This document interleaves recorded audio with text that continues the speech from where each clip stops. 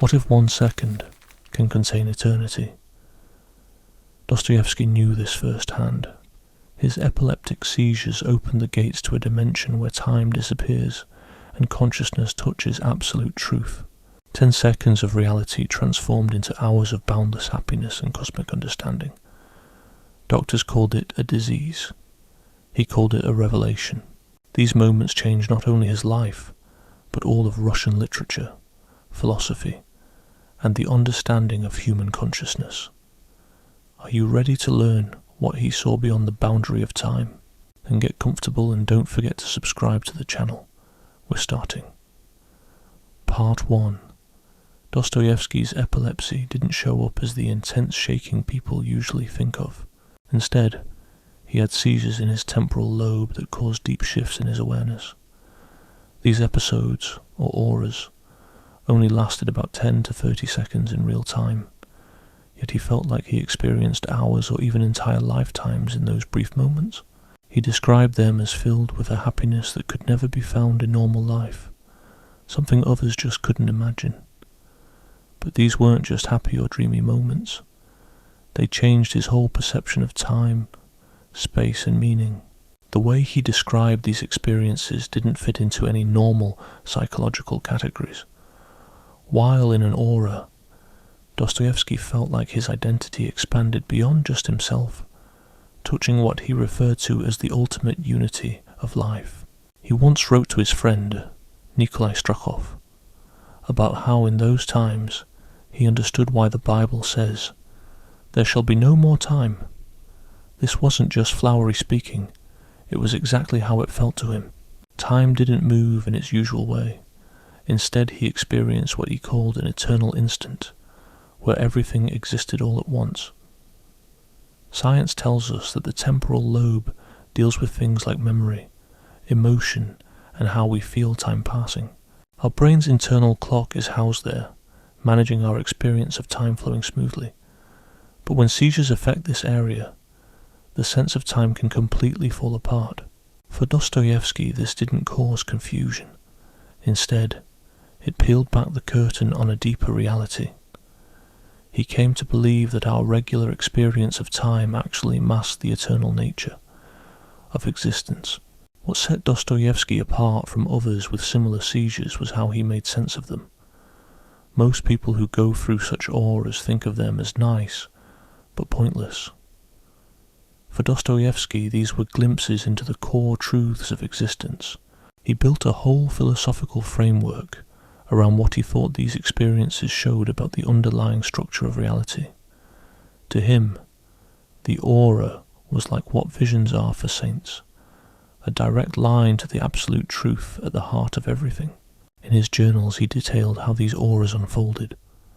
They started with what felt like a burst of inner light and a huge wave of harmony and understanding of the universe. He noted that in those moments, all the contradictions we wrestle with suddenly made perfect sense. Questions about suffering, God, and good versus evil all got answered fully, but only within that special kind of awareness. Ordinary consciousness couldn't hold on to these answers. These experiences had a big impact on Dostoevsky's approach to religion. He grew to believe that when Christianity talks about eternal life, it doesn't mean something after we die, but rather a different way of experiencing consciousness that we can access here and now. The aura, to him, was a glimpse of the same state of being that Christ might have lived in all the time. This belief led him to a unique take on Christian teachings. Salvation wasn't about escaping the world, but about transforming consciousness to see the eternal dimension already present in our everyday life. The cost of these insights he had was staggering. After each aura, he would endure crippling seizures, leaving him drained both physically and mentally for days, sometimes even weeks. He described the experience like a plunge from the peak of spiritual ecstasy into the depths of physical and moral despair. This stark contrast created a deep internal conflict that would shape his life and work from then on. He had glimpsed an ultimate truth, an unmatched joy, yet at the expense of his health and ordinary life. He found himself grappling with a haunting question. Was such profound knowledge really worth the heavy toll it exacted? Adding to his torment was the loneliness brought on by his condition. How could he possibly express experiences that went beyond regular language in the thinking? He discovered that trying to explain it directly only reduced the vastness of the aura to simplistic descriptions that failed to capture its true essence. This realization pushed him toward using fiction to convey these inexpressible truths. Through characters like Prince Myshkin and Alyosha Karamazov, he could weave these profound insights into stories, offering readers a way to grasp them in another manner. During his time, the medical field dismissed his philosophical views, labeling them as mere symptoms of his neurological disorder. However, Dostoevsky argued that this view got it backward. Instead of the brain creating consciousness, he suggested that consciousness was the foundation, with the brain simply limiting its expression to manageable amounts. From his perspective, epilepsy wasn't a defect, but a momentary release of these limitations, allowing consciousness to reach its full cosmic potential. This idea foreshadowed modern debates in neuroscience regarding the connection between brain function and personal experience. In the second part, focused on the phenomenology of the eternal moment, we delve into how Dostoevsky's epileptic auras opened up levels of reality hidden from everyday awareness. He talked about two distinct kinds of time, horizontal and vertical. Horizontal time is the kind we're used to, where moments unfold one after the other, lining up past, present and future neatly. But vertical time, that was a bit more mind-bending, where every single moment existed at once, all together.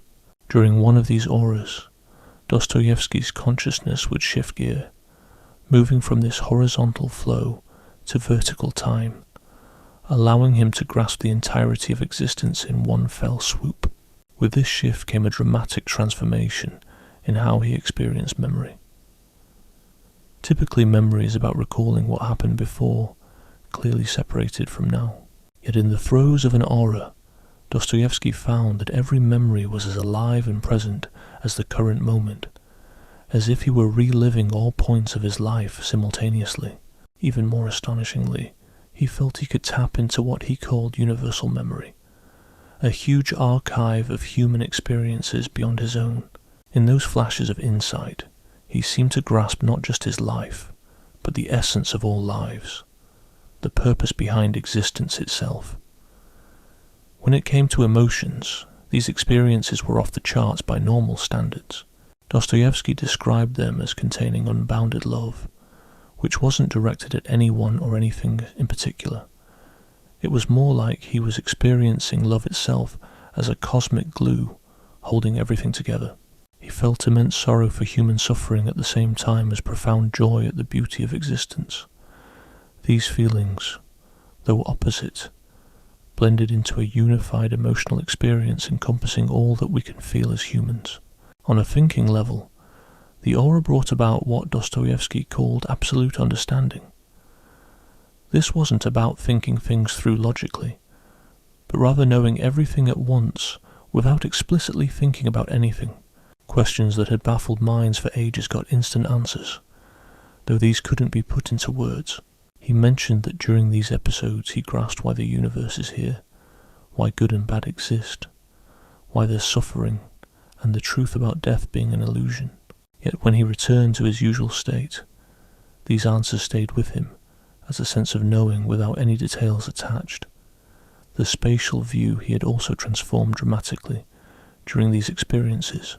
He no longer felt tied to any one place. Instead, he felt as though he existed everywhere all at once.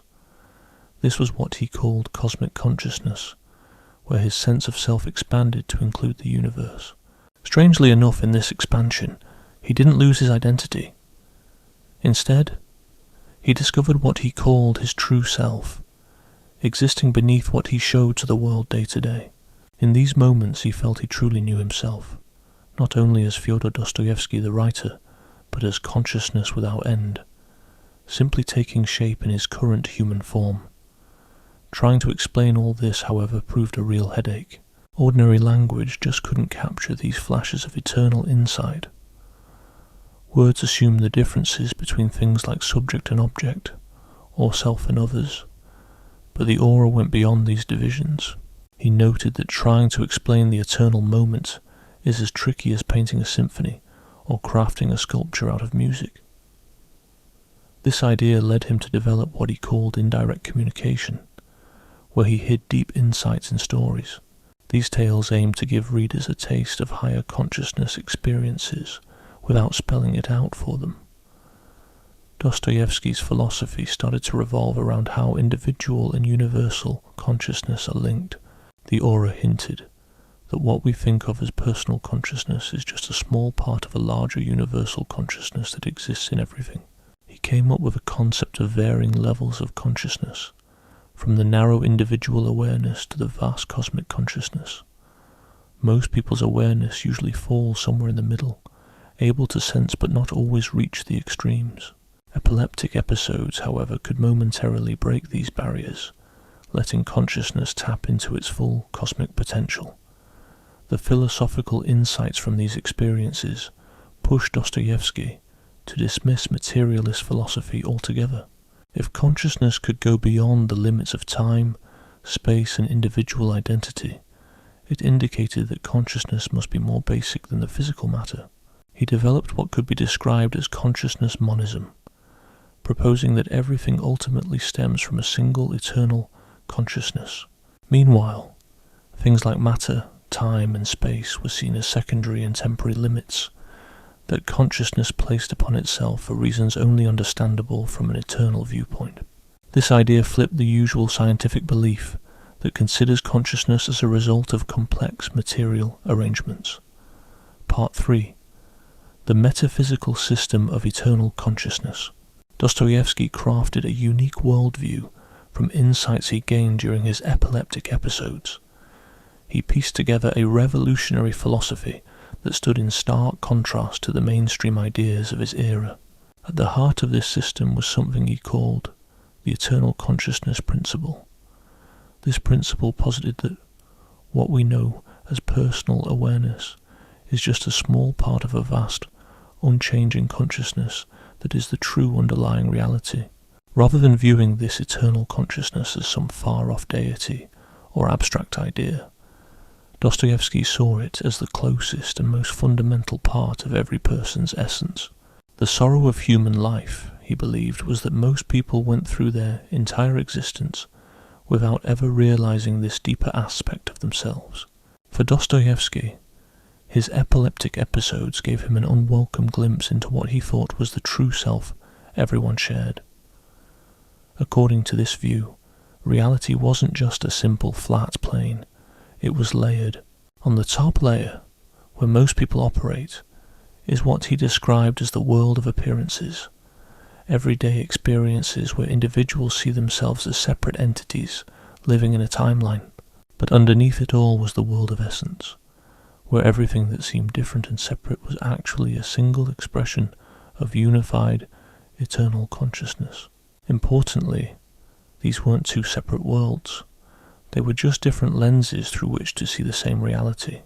The eternal consciousness principle proposed that the deepest truth about any moment we're living is that it's linked to eternal existence. Dostoevsky took a bold step in reimagining how we see personal identity. Typically, people see their self as a mix of memories, traits, and roles that make them who they are. But Dostoevsky thought of this as a disguise worn by eternal consciousness.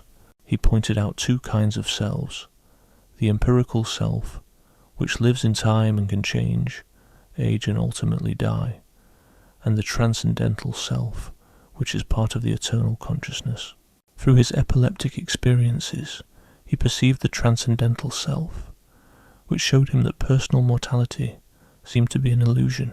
The empirical self might perish, but the more profound, eternal consciousness that is an intrinsic part of everyone could not be harmed. Dostoevsky re-evaluated the problem of evil and suffering through this metaphysical lens. Normally, people see suffering as pointless agony that reduces the human experience.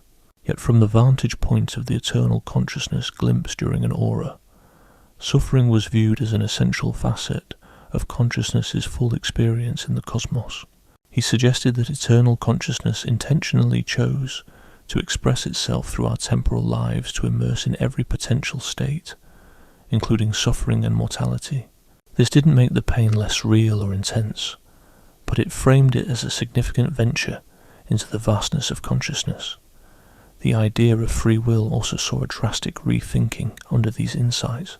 Common discussions on whether our actions stem from free will or predetermined causes are built on the notion of time moving in a line.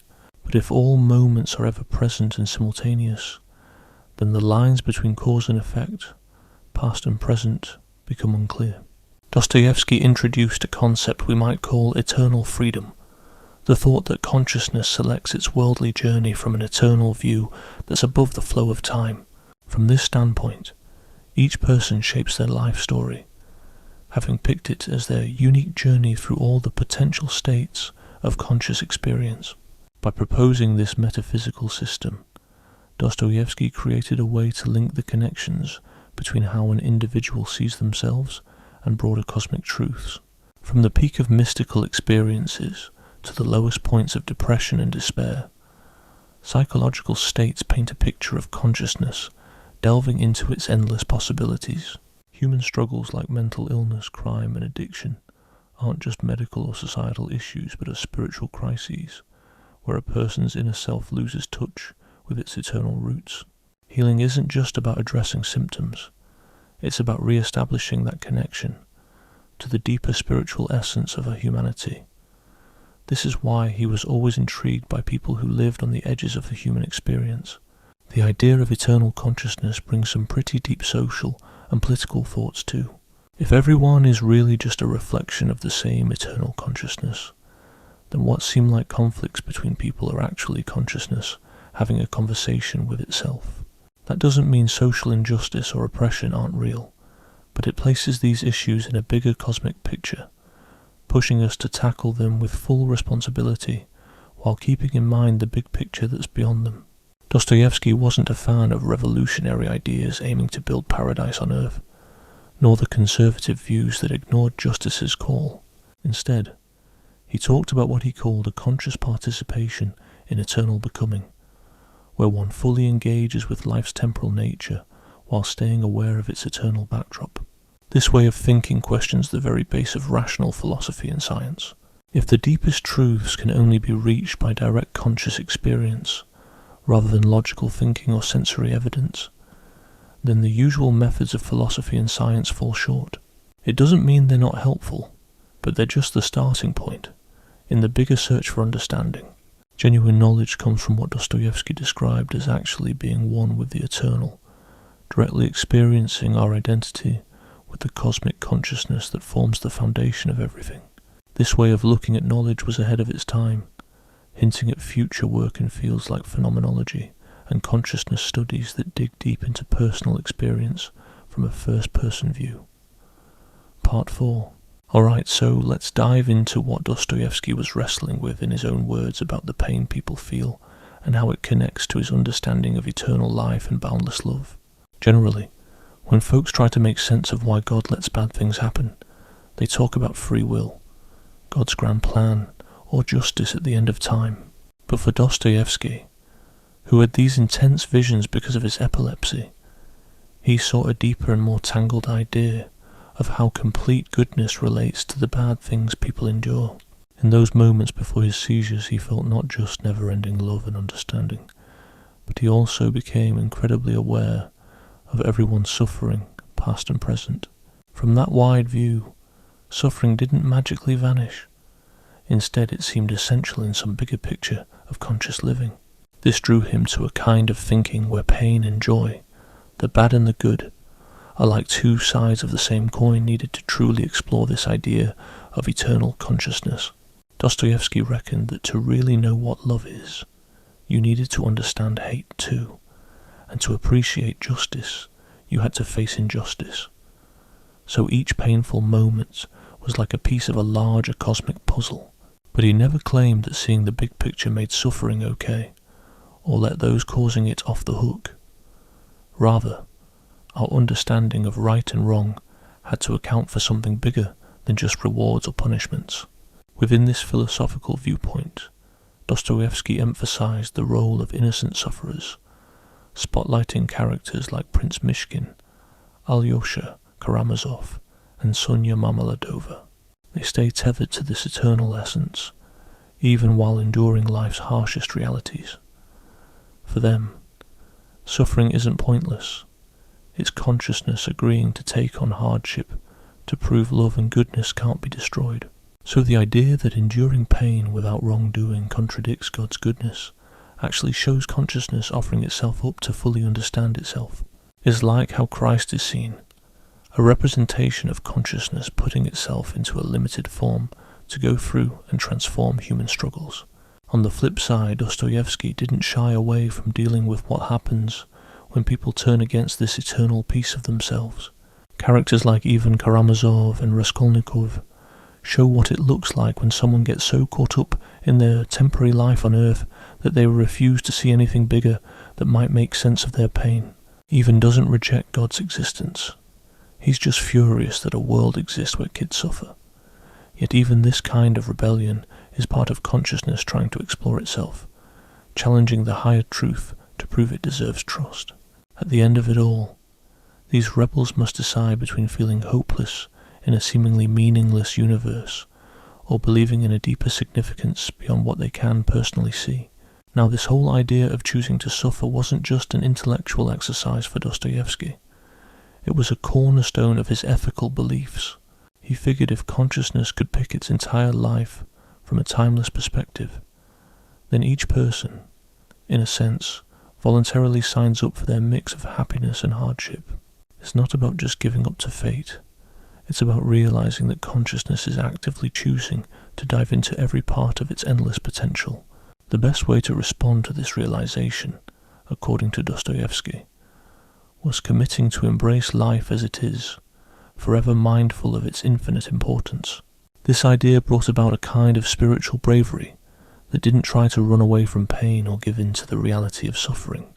It's like this. If all pain is for some big universal reason, it might tempt people to just sit back and accept unfairness and oppression. But Dostoevsky saw it differently. He believed that understanding suffering's eternal importance meant we should do everything we can to ease the pain here and now, not because we think we can get rid of suffering entirely, but because being part of the timeless truth means we need to fully engage with our responsibilities in this world. Someone who truly grasps the idea of eternal consciousness would be working day and night to lessen suffering, while also accepting that suffering itself has a necessary purpose within the universe. In dealing with guilt and doing the right thing in a world where our consciousness ultimately shapes our experiences, Dostoevsky makes a distinction. There's the kind of guilt that comes from specific actions in our everyday lives, what he calls empirical guilt. And then there's a deeper sense of responsibility, or transcendental guilt, where consciousness is responsible for the circumstances it finds itself in.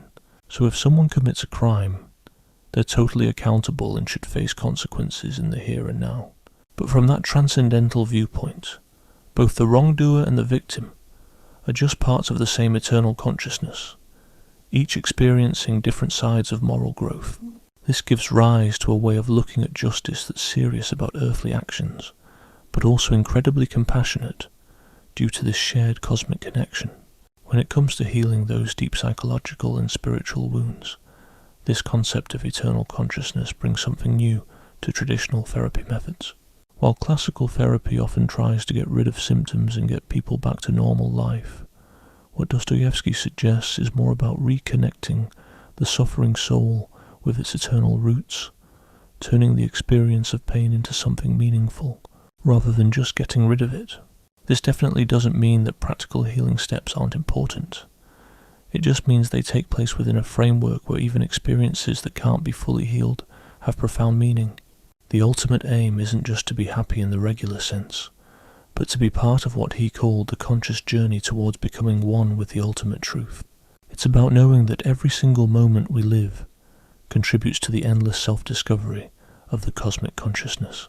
In Part 5, we dive into how Dostoevsky tackled the dominant materialist beliefs of his time using insights he gained from his epileptic episodes. Materialism suggested that our mind is just what happens when brain gets complex, a byproduct of those intricate chemical and electrical dances happening inside our skulls. But through Dostoevsky's Seizures, he felt consciousness breaking free from these constraints, showing that the mind and reality weren't just simple byproducts of brain chemistry.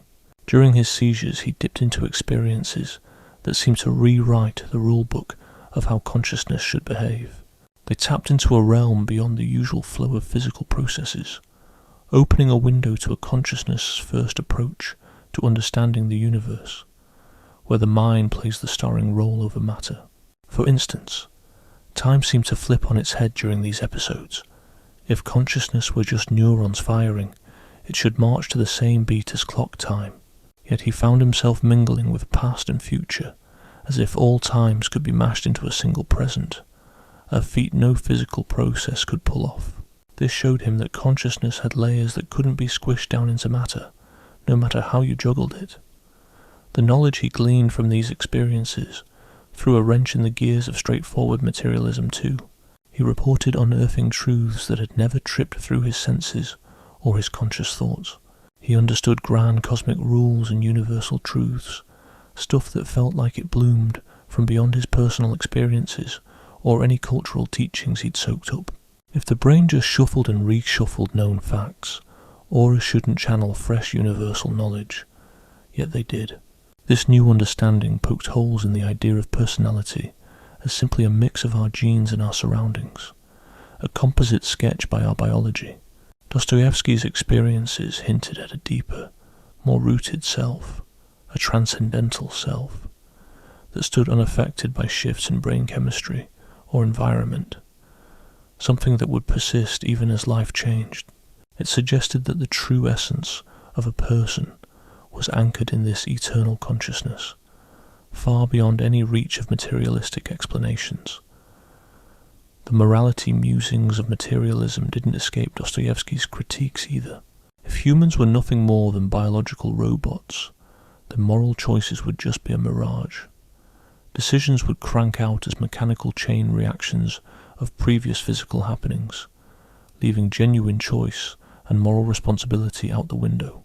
But these instances of consciousness stepping beyond physical confines hinted at real freedom and moral action grounded in a reality deeper than mere biological impulses or societal norms. Lastly, he took a sledgehammer to the materialist view on human suffering and meaning, suggesting they missed deeper understandings that could explain the mysteries of human experience. From a purely physical standpoint, consciousness might just be seen as a random outcome of evolution, lacking any real purpose or deep meaning. In this view, suffering becomes a pointless discomfort to be avoided at all costs, and death marks the complete end of a person's being. However, through his epileptic visions, he saw suffering as a crucial part of how consciousness learns about itself, and viewed death more as a change rather than the end. This perspective allowed him to find meaning even in experiences that materialism dismisses as mere misfortunes. Human experiences, like appreciating beauty and creativity, also challenge materialist ideas. Things like beauty, artistic inspiration, and sudden bursts of creativity suggested that consciousness reaches out to layers of reality beyond physical causes. During his intense moments, Dostoevsky described seeing absolute beauty and limitless creative potential, things that simple brain functions couldn't explain away. Creating art, he felt, was consciousness tapping into a timeless creative force that continuously brings life into being, making art and beauty fundamental to being human, not just extras for survival or societal perks. He also criticized the social and political impacts of materialism. If people are merely physical entities reacting to their environments, then it seems you could build flawless societies by adjusting conditions. This led to a push toward controlling human nature through external means, ignoring the deeper part of consciousness no regime could fully command. His criticism of revolutionary socialism largely came from its materialist views on human nature and societal change. True societal progress, he believed, needed an acknowledgement of the transcendent aspects of consciousness, rather than reducing humans to just material beings. Part 6. Dostoevsky had a unique perspective on his epileptic auras, viewing them as real revelations rather than just brain malfunctions. He saw them as a way of tapping into a higher truth, much like the prophets from ancient times who received direct messages from the divine. He likened his experiences to those of biblical prophets, suggesting that epilepsy might be the means through which divine messages get through to the human mind. This wasn't just naive superstition. It was a well-thought-out idea about how altered states of consciousness could open the door to hidden realities. Interestingly, modern studies have shown that the brain areas active during temporal lobe epilepsy are the same ones involved in deep spiritual experiences, religious visions, and prophetic states across different cultures. Dostoevsky realized long before modern science that his condition could naturally unlock the brain's potential for spiritual experiences. What he saw during his seizures had a lot in common with the insights from mystical traditions worldwide, such as feelings of transcending time, an overwhelming sense of unity with the universe, and a profound understanding of existence. These are the same experiences that Christian mystics, Hindu gurus, Buddhist teachers, and Islamic Sufis have talked about for centuries. But what set Dostoevsky apart was his skill at explaining these experiences using the language of his time, relating them to the spiritual struggles of a world moving towards industrialization and secularism. His visions acted as a bridge, connecting age-old religious wisdom with the new psychological understandings of his day. Dostoevsky's prophetic visions also held some surprisingly accurate predictions about where society was heading, both in Russia and across the West. During his auras, he didn't just glimpse eternal truths about existence, he also saw inklings of future events. He accurately predicted the rise of socialism, the decline of religious faith, and the spiritual void of a materialistic culture. He foresaw that rejecting eternal consciousness would lead to nihilism and tyranny, and reduce human life to just the material. These weren't flukes. They stemmed from his grasp of the timeless principles that shape historical change. For Dostoevsky, the connection between an individual's consciousness and universal revelation was key to understanding prophetic experiences. He argued that what prophets receive isn't information from an outside source, but access to a part of their mind that touches the universal consciousness. Divine revelations happen when someone's awareness breaks free from its usual bounds and connects with the wider cosmos. This explains why prophetic insights often seem to come from a place beyond personal knowledge, yet express profound truths about the prophet's own nature. The prophet becomes a voice for this eternal consciousness, speaking to the world about its deeper meaning and purpose. However, conveying these insights was no easy task, akin to Dostoevsky's struggle to express his epileptic visions. Revelation gives one a direct and immediate grasp of truth, a truth that goes beyond words and normal thought. But to share this with others, one has to use language that others can understand. This inevitably leads to a loss of clarity and fullness, sparking misunderstandings and misinterpretations that often follow genuine prophetic messages. Dostoevsky tackled the challenge of sharing life-altering insights by weaving them into his storytelling, aiming to make readers experience these moments, rather than just read about them in theoretical terms.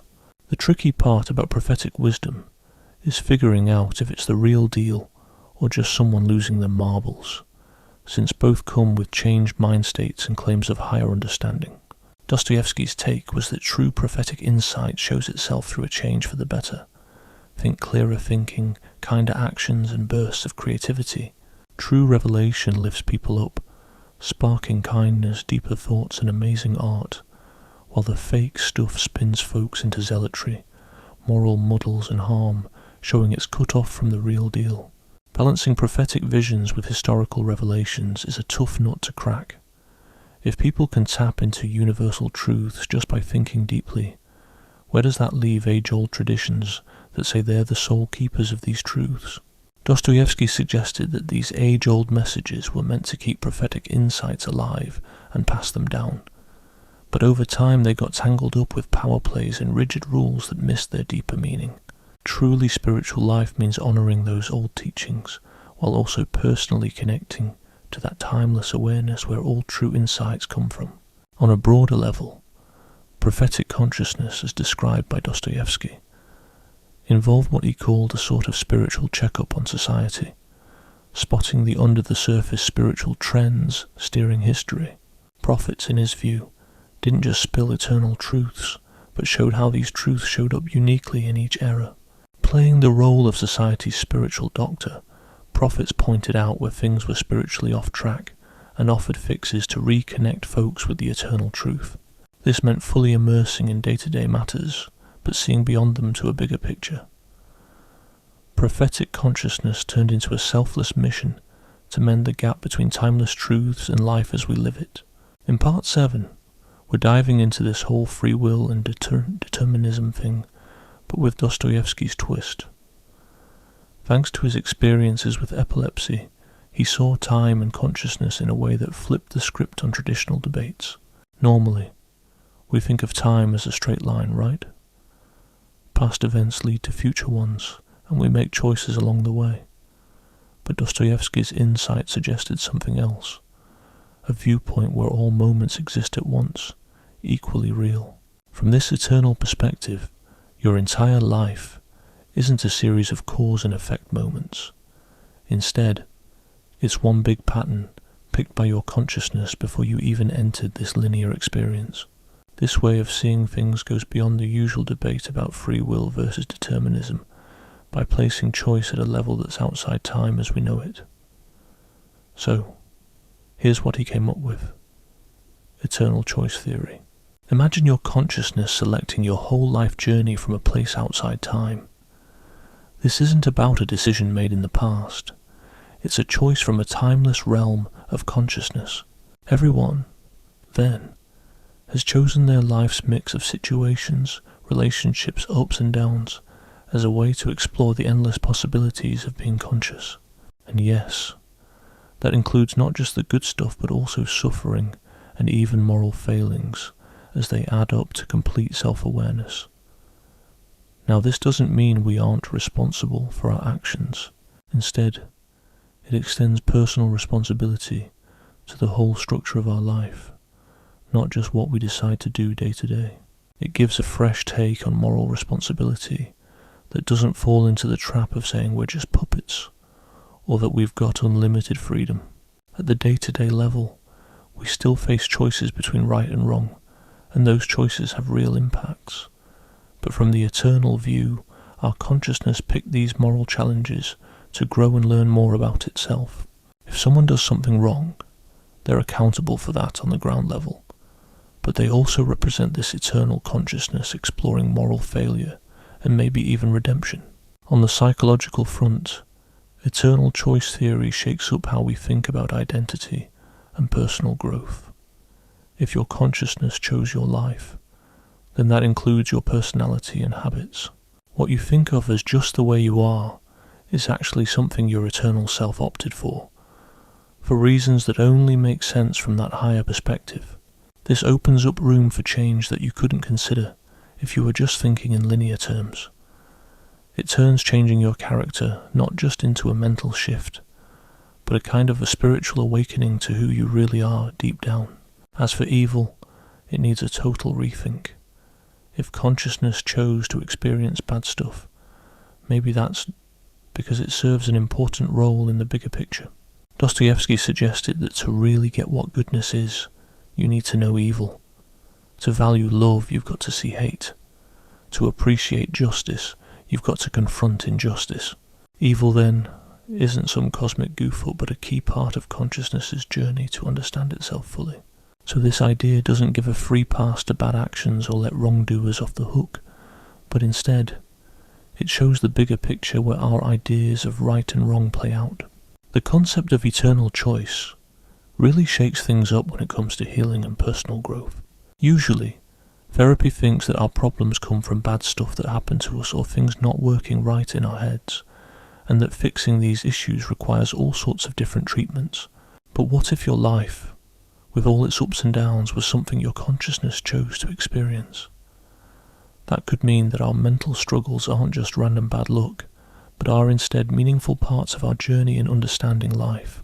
So healing might be less about fixing problems, and more about understanding what our struggles are teaching us on a deeper level.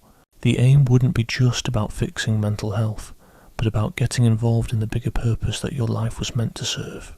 When we think about society and politics through the lens of this eternal choice, it gets us to rethink how we see our responsibilities and fairness in society. If everyone picked their place and time in history, you might think it means we should just accept things as they are, even if they're unfair. But Dostoevsky had a different take.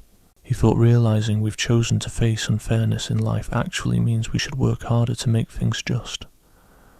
Not to erase unfairness from existence, but because making things fairer is a spiritual journey in itself. So getting involved in social causes isn't just activism. It becomes a way for consciousness to serve higher purposes by tackling real-world issues. In terms of learning and education, this theory of eternal choice suggests we need to rethink how we approach growth and knowledge. If a soul handpicked its life, that includes all the lessons and challenges it will face. So education isn't just about passing on facts and skills. It's about helping people understand and fulfill the spiritual missions they've chosen to explore in their lives. The goal isn't just getting good at stuff, but tuning into the grander creative work that happens through living. This means educational systems need to cover both practical skills and spiritual growth together, since they're part of awakening to our conscious selves. Part 8. The Politics of Eternal Consciousness. Dostoevsky crafted a political philosophy unlike any other, challenging both the ideas of conservative traditionalism and the revolutionary socialism of his time. Through his intense epileptic episodes, he came to see that every person is just a temporary embodiment of a universal consciousness, shaped by different social roles and historical situations. This idea posed uncomfortable questions for political theory. It implied both full personal responsibility for one's life and a deeper unity, transcending all social separations. He envisioned a sort of transcendental politics, blending action on present-day social issues with an understanding of their timeless implications. Politics for Dostoevsky was more about spiritual growth than merely chasing after material gains or institutional modifications. He found revolutionary socialism lacking because it was rooted in materialistic views of human nature and society. Back then, these movements aimed to create ideal societies by radically altering economic and political setups, believing that people's thoughts and behaviors were entirely shaped by their material world. However, Dostoevsky's grasp of an eternal consciousness suggested there were facets of human nature that no external setup could fully control. Efforts to create a perfect society by just fiddling with material conditions could turn into oppressive regimes, denying people the fundamental freedom that defines their true essence. Genuine social progress, therefore, required embracing the eternal facets of human consciousness instead of just materialistic aspects of life. His critique of conservative traditionalism was no less sharp, though it involved more nuance. Social hierarchies often mirrored real variations in spiritual growth and cultural achievements, deserving respect and sustenance. But when these structures hardened to the point of stifling the full exploration of human potential, they went against the grain of spiritual life. True conservatism, he argued, should safeguard what fosters the realization of consciousness while remaining open to changes that serve timeless goals. The yardstick for evaluating any social system was whether it encouraged or impeded conscious participation in the journey of eternal becoming. From these thoughts emerged the idea of spiritual democracy, Dostoevsky's alternative to both revolutionary and conservative ideologies. This spiritual democracy respected the innate equality of all human beings as manifestations of eternal consciousness, recognizing that spiritual and cultural differences were merely temporary. Political systems should enable consciousness to explore its endless potential while still keeping society intact and culturally continuous. Achieving this meant finding the right balance between personal freedom and group accountability, between valuing spiritual depth and upholding human dignity. Democracy thus transformed into a spiritual practice, where society worked together in the pursuit of consciousness's growth. In this setting, understanding the government's role needed a careful look at how temporal power related to eternal truths. States were needed to maintain social order and offer essential services beyond individual capabilities. Yet their power became unjust when they tried to dominate the spiritual realm or reduce human existence to mere materialism.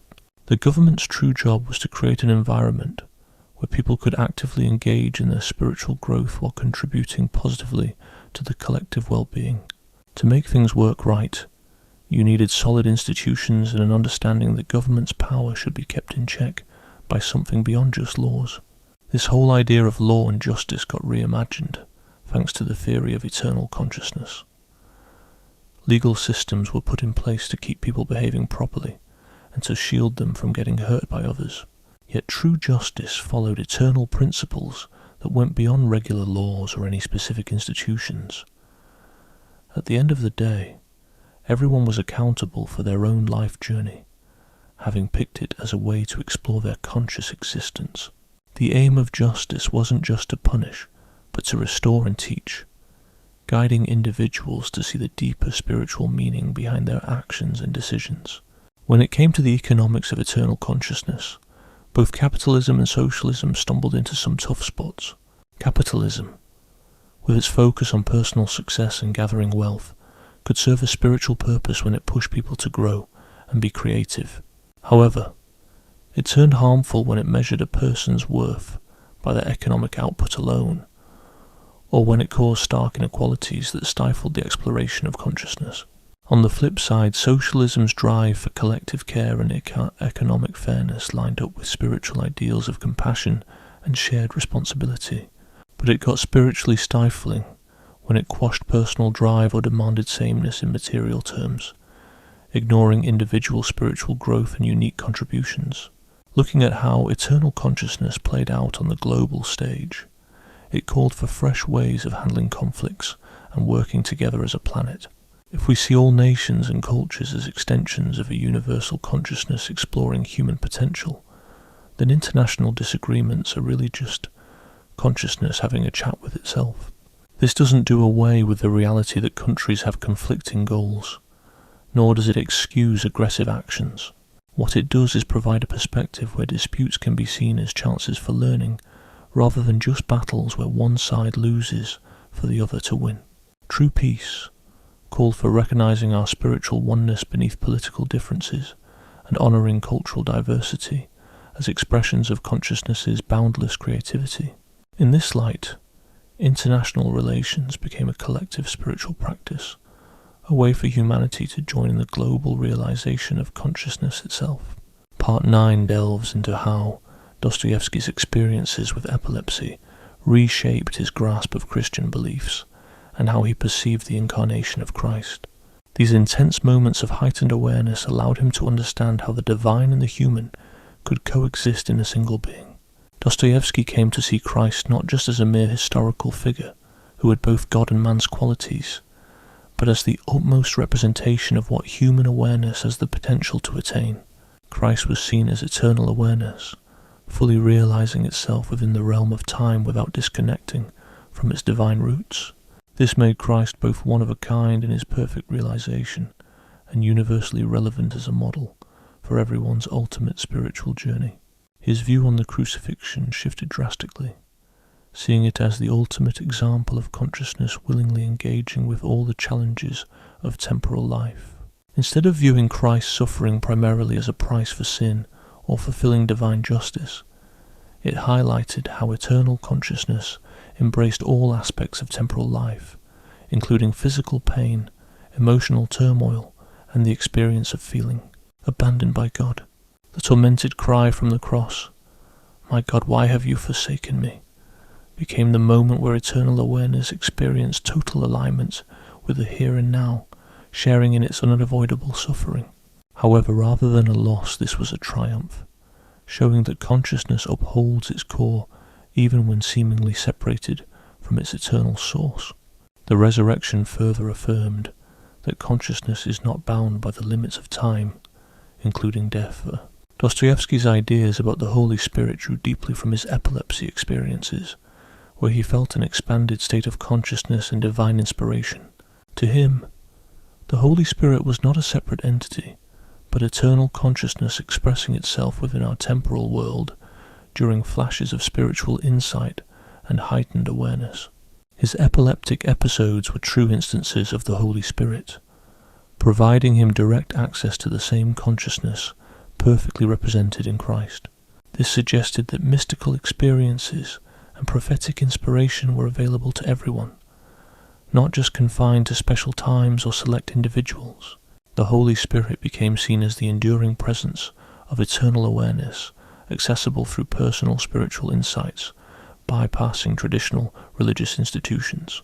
The concept of salvation underwent a complete overhaul, shifting from escaping a fallen world to recognizing one's eternal self. While traditional Christian views often frame salvation as divine intervention, leading to eternal life after death, Dostoevsky argued that salvation was about freeing consciousness from its limited temporal views.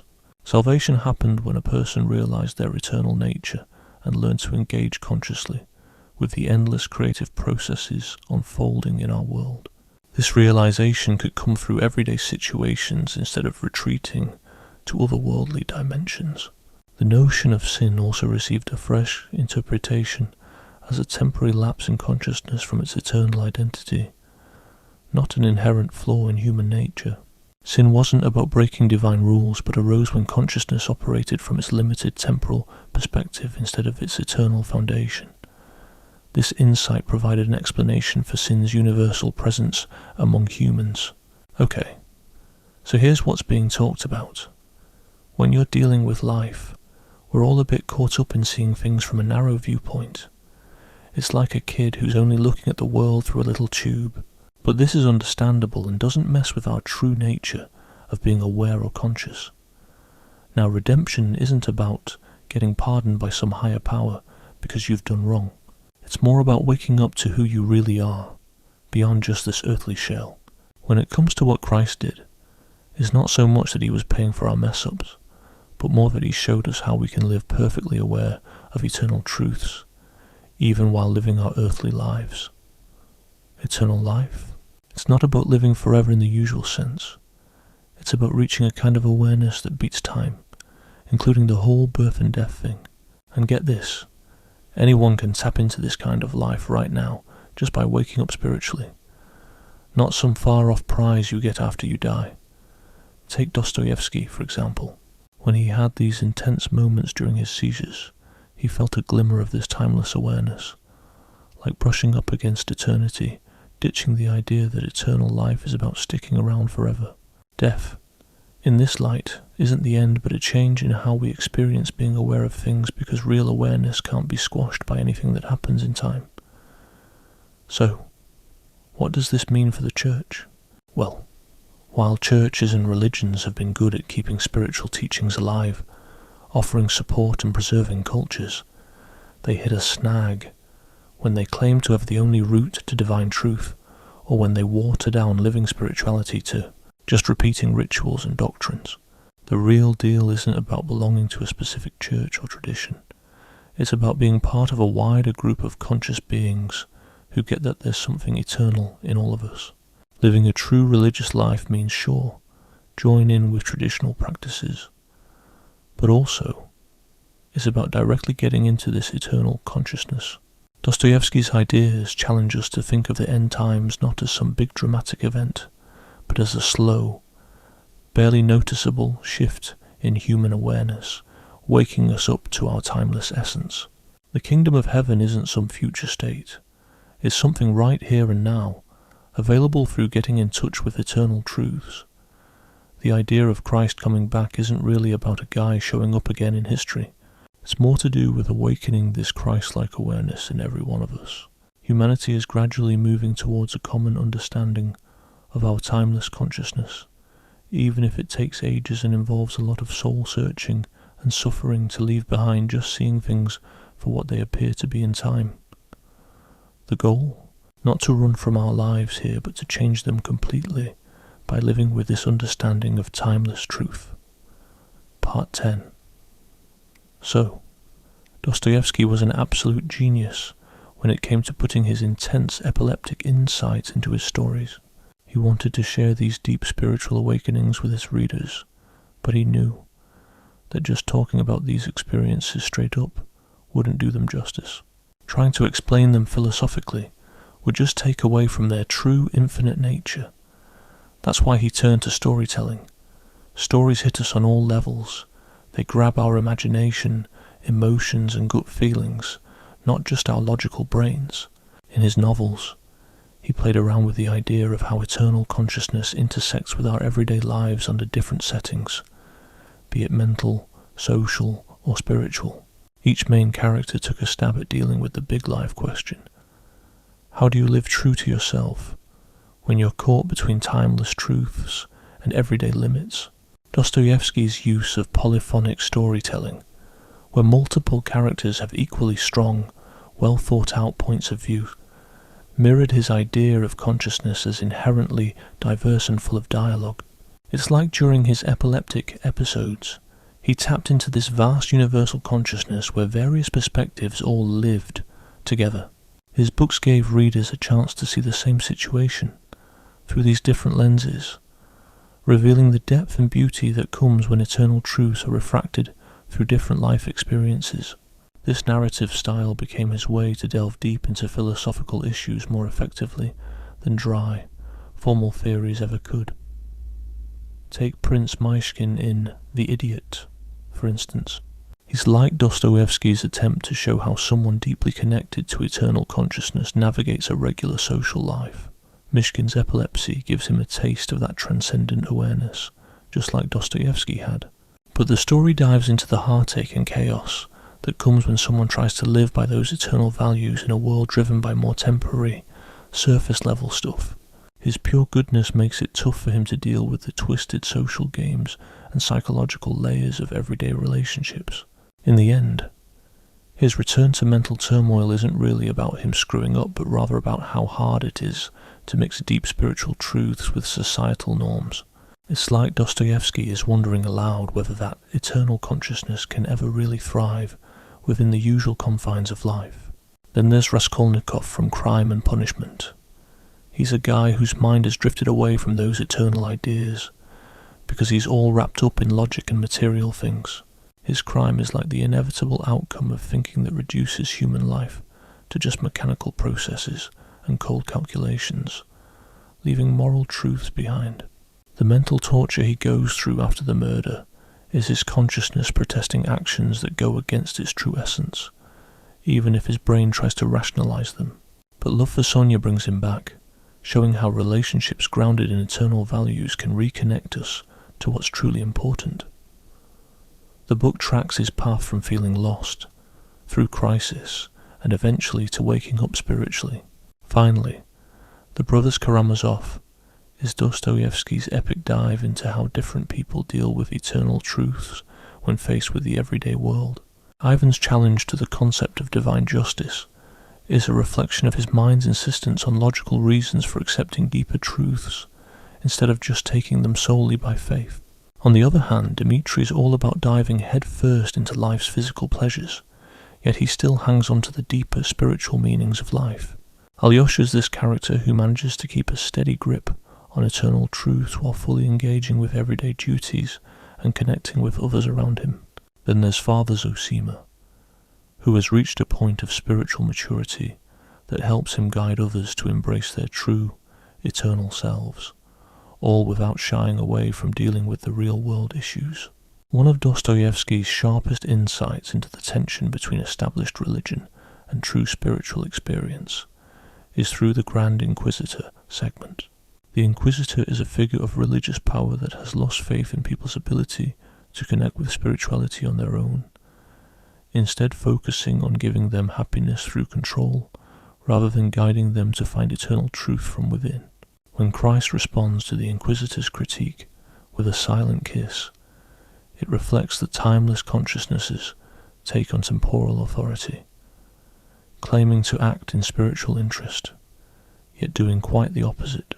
This part of the story uncovers how religious institutions can sometimes end up getting in the way of genuine spiritual living when they drift away from their original purpose of serving transcendent realities, serving as one of the sharpest critiques of Christian institutions to date.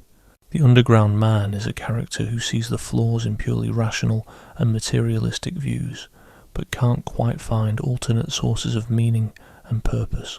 His deep-layered mind highlights the shortcomings of looking at human nature through a narrow lens, but his loneliness and bitterness reveal the pitfalls of being cut off from both spiritual roots and real human connections. He almost prefigures the existentialist thinkers who would later tackle these topics of estrangement and true-to-self living in a modern secular context.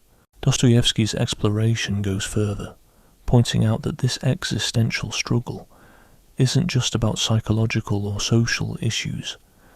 It's really about a longing for higher truths that can't be satisfied with worldly answers alone.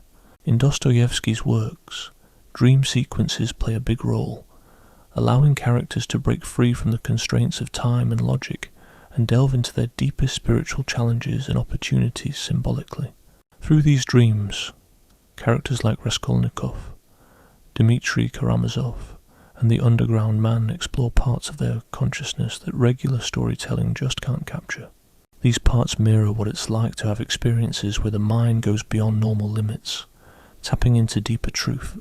For readers, these dream sequences offer a glimpse into that expanded perspective, helping them recognize spiritual truths even if they've never undergone such altered states of mind themselves. Part 11. So back in 1849, Dostoevsky found himself facing a firing squad.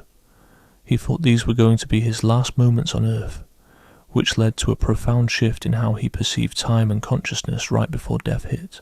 He felt like each second stretched out into what seemed like hours. It reminded him of the sensations he had before his epileptic seizures, but there was a whole new vibe to it, a sense of finality and a hint of something beyond the end. It was as if death was more of a gateway than a dead end. He became convinced that consciousness, the core of who we are, doesn't just poof out of existence when our bodies give up. Experiencing this firsthand shaped how he later viewed death, as a transition rather than a finish line. It was like seeing his whole life in one swoop, not in snippets like before. Those moments standing there, he felt like his past, present and future were all mixed together, intertwined perfectly, rather than being separate chapters. He suggested that maybe death doesn't rob us of our memories, but instead broadens them, breaking the usual boundaries of time. As he edged closer to what he thought was the end, his emotions overflowed with an immense compassion for all life. It wasn't about being overly sentimental. Instead, it was a pure recognition of the deep connection between everything and everyone. He felt that love wasn't just something nice to have or feel. It was a fundamental truth about the fabric of existence itself. For Dostoevsky, individuals were just temporary forms through which this eternal consciousness experienced reality. Now, intellectually, this brush with mortality offered him insight into age-old philosophical questions. He tapped into truths about existence, suffering and good versus evil, not through logical thinking but through this direct, intuitive knowing. He didn't need to mull over concepts or analyze ideas. He just got it. And this made him realize that true wisdom doesn't come from gathering facts, but from a deep-seated truth within consciousness itself. As for ethics and spirituality, he started to see them through a different lens. If consciousness continues after we die, then our actions and spiritual growth have a ripple effect beyond the here and now, stretching into the infinity of existence. Hence, how we live morally and spiritually has weight far beyond our earthly life.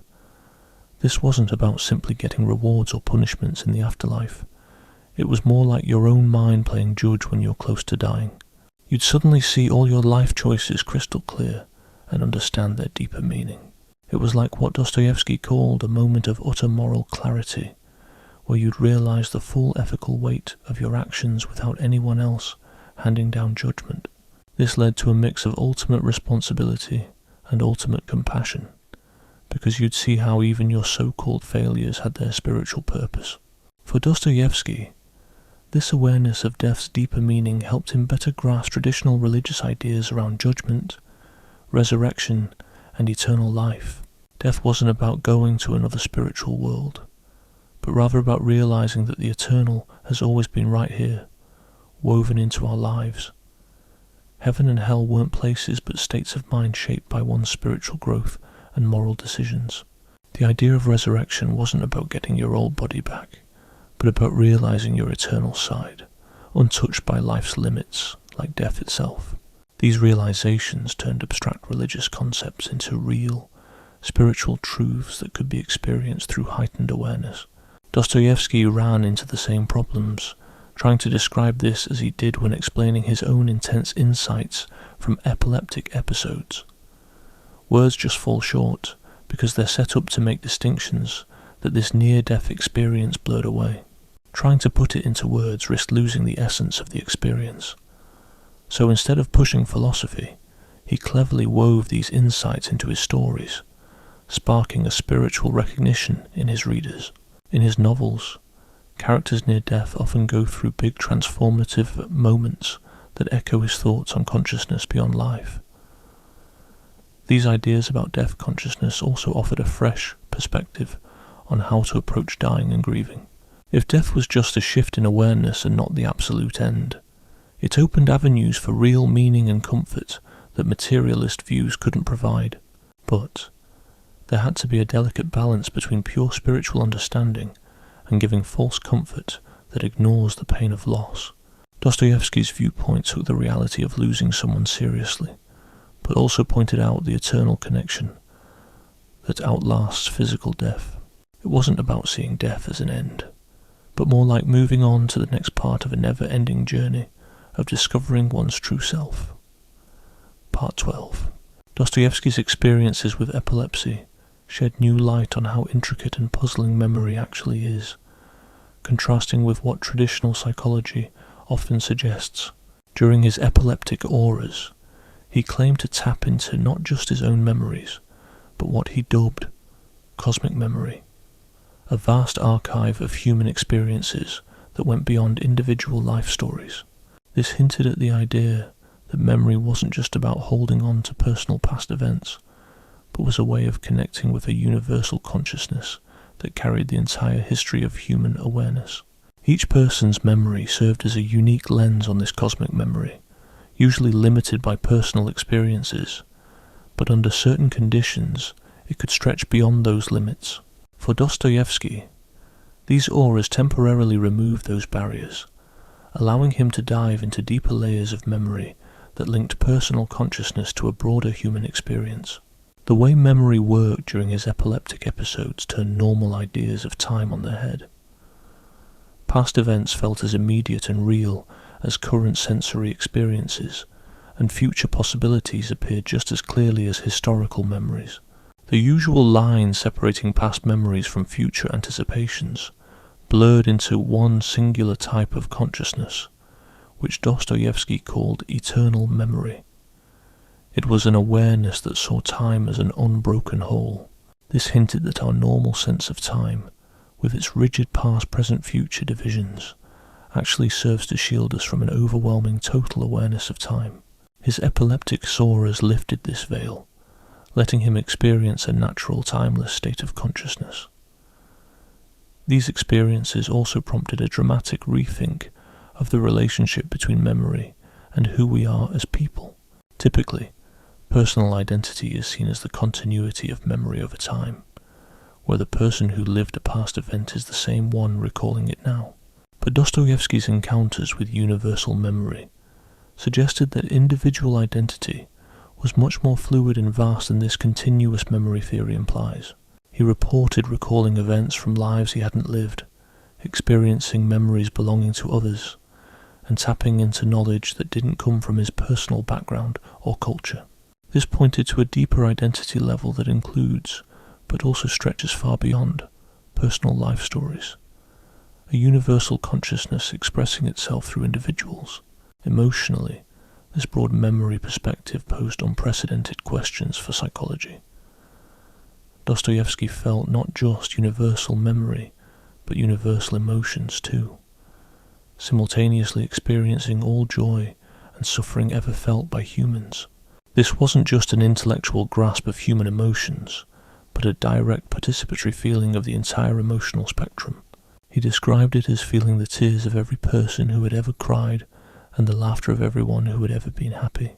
This might explain his remarkable ability to empathize and create characters with deeply authentic and layered emotional lives. Cognitively, this eternal memory concept offered Dostoevsky fresh insights into learning and knowledge.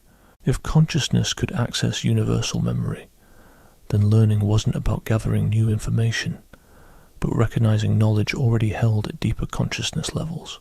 Education then turned into awakening to ever-present truths, rather than just collecting externally provided facts. This explained why some ideas seemed instantly familiar, even if you were encountering them for the first time, and why truly understanding something felt more like recognizing it rather than discovering it. The teacher's job wasn't about cramming information into empty heads, but waking people up to knowledge they already had tucked away but had forgotten about. Dostoevsky's grasp of artistic inspiration and the craft of writing changed thanks to this expanded memory. His stories didn't just come from his own life and imagination, but also from his unique ability to tap into humanity's collective experiences through his epilepsy. Characters like Raskolnikov, Prince Myshkin, and Ivan Karamazov were filled with intense psychological depth and reality because Dostoevsky could draw on memories of experiences he hadn't personally lived through. Creating art became more about retrieving memories, bringing to light the shared human experiences that usually stayed hidden below conscious mind. That's why great literature could expose truths about being human that readers found relatable, often without having thought about them before. The idea of stretched memory opened up new ways to tackle mental healing and getting over trauma. If a person's mind could tap into universal memory, then their own traumatic memories could be seen in the bigger picture of how humans as a whole cope with pain and bounce back. This wasn't about ignoring personal suffering, but seeing how it connected to humanity's broader story of hardship and healing. The aim wasn't to wipe out bad memories, but to blend personal experiences with the grand journey of human growth. Thinking about endless memory challenges our basic beliefs about how consciousness and time are connected. If memory could break through the seeming limits of linear time and personal experiences, then maybe our consciousness itself had parts that went beyond temporal actions. Memory became proof of the unending nature of consciousness, instead of just being a tool for storing the past. The ability to recall moments from humanity's history hinted that consciousness lived in a timeless space where all experiences existed all at once. This idea supported Dostoevsky's metaphysical belief that eternal consciousness was the true core of reality, with our time-bound experiences being just a small part of it. Part 13. Eastern Wisdom and Western Revelation. Comparative Mystical Experience. We dive into Dostoevsky's epileptic revelations, showing some striking similarities to Eastern mysticism, especially ideas from the Hindu and Buddhist traditions. Dostoevsky talks about expanding consciousness, a lot like the Hindu belief of the Atman being one with Brahman, or the Buddhist idea of enlightenment as getting beyond regular time-bound awareness. He talked about this universal awareness through the lens of Russian Orthodox Christianity, not switching over to Eastern terms, but creating a unique blend of mystical experience and Christian beliefs. His work highlighted that deep spiritual insight could fit into and deepen Christian thought, instead of needing to toss aside Western religious traditions. Dostoevsky's views on personal suffering and universal awareness were similar to Buddhism's dukkha, which talks about suffering being a part of life. But unlike Buddhism, which often seeks freedom from suffering by detaching from worldly experiences, Dostoevsky saw value in diving into suffering as a way to fully explore consciousness. His characters weren't trying to escape life's struggles, but were looking for deeper meaning in them. He saw suffering not as a roadblock, but as a way to truly understand the limitless nature of consciousness. When it comes to karma, he had a different take than the usual teaching of past actions affecting today's life. He thought consciousness made choices from an eternal perspective, shaping entire life paths. This perspective gave a spin to the idea of karma. Responsibility was not about past deeds, but about a timeless choice, giving room for both responsibility and compassion. It avoided accepting unfair situations as fate, or seeing bad things as deserved punishment. Dostoevsky's experiences also gave a new view on meditation and spiritual practices. Through his seizures, he involuntarily reached the kind of expanded awareness that meditation aims for. He suggested the aim of meditation isn't to reach some special state, but to recognize this timeless consciousness that's always there, under normal awareness. Meditation then becomes a practice to access and integrate these enlightening insights, not to gain special powers or escape from everyday life. Finally, Dostoevsky's understanding raised interesting questions about reincarnation. It needed to be looked at closely, considering his view of eternal consciousness making choices about earthly experiences. Traditional teachings about reincarnation often depict a journey through lifetimes, where a person's soul or consciousness steadily gains experience and spiritual wisdom over time. However, if experiences outside of time existed all at once and forever, then consciousness wouldn't travel through time like we think. Instead, it would manifest itself across all different moments at the same time. What might seem like past or future lives from our point of view would actually be various simultaneous expressions of a timeless consciousness, each exploring different facets of human potential. This could explain why someone might feel a strong link to a particular historical era or culture they've never directly known. It's because, in some way, their consciousness is part of all a human experiences universally. Dostoevsky took a unique angle on the connection between personal spiritual awakening and the overall transformation of society. While Eastern philosophies typically focus on personal freedom by stepping away from the worldly attachments and social bonds, Dostoevsky argued the exact opposite. He saw full immersion in the social world as essential for spiritual growth. When a person wakes up to this eternal consciousness, it doesn't lessen their duty to aid and stand up for justice in the real world. Rather, it increases it. So one didn't shun earthly matters, but engage with them more deeply, all while recognizing their eternal truths. In terms of spiritual guidance or mentorship, Dostoevsky offered an innovative perspective. Instead of leaning on the traditional teacher-student dynamic or organized spiritual frameworks, he found a way to share transcendent experiences through storytelling.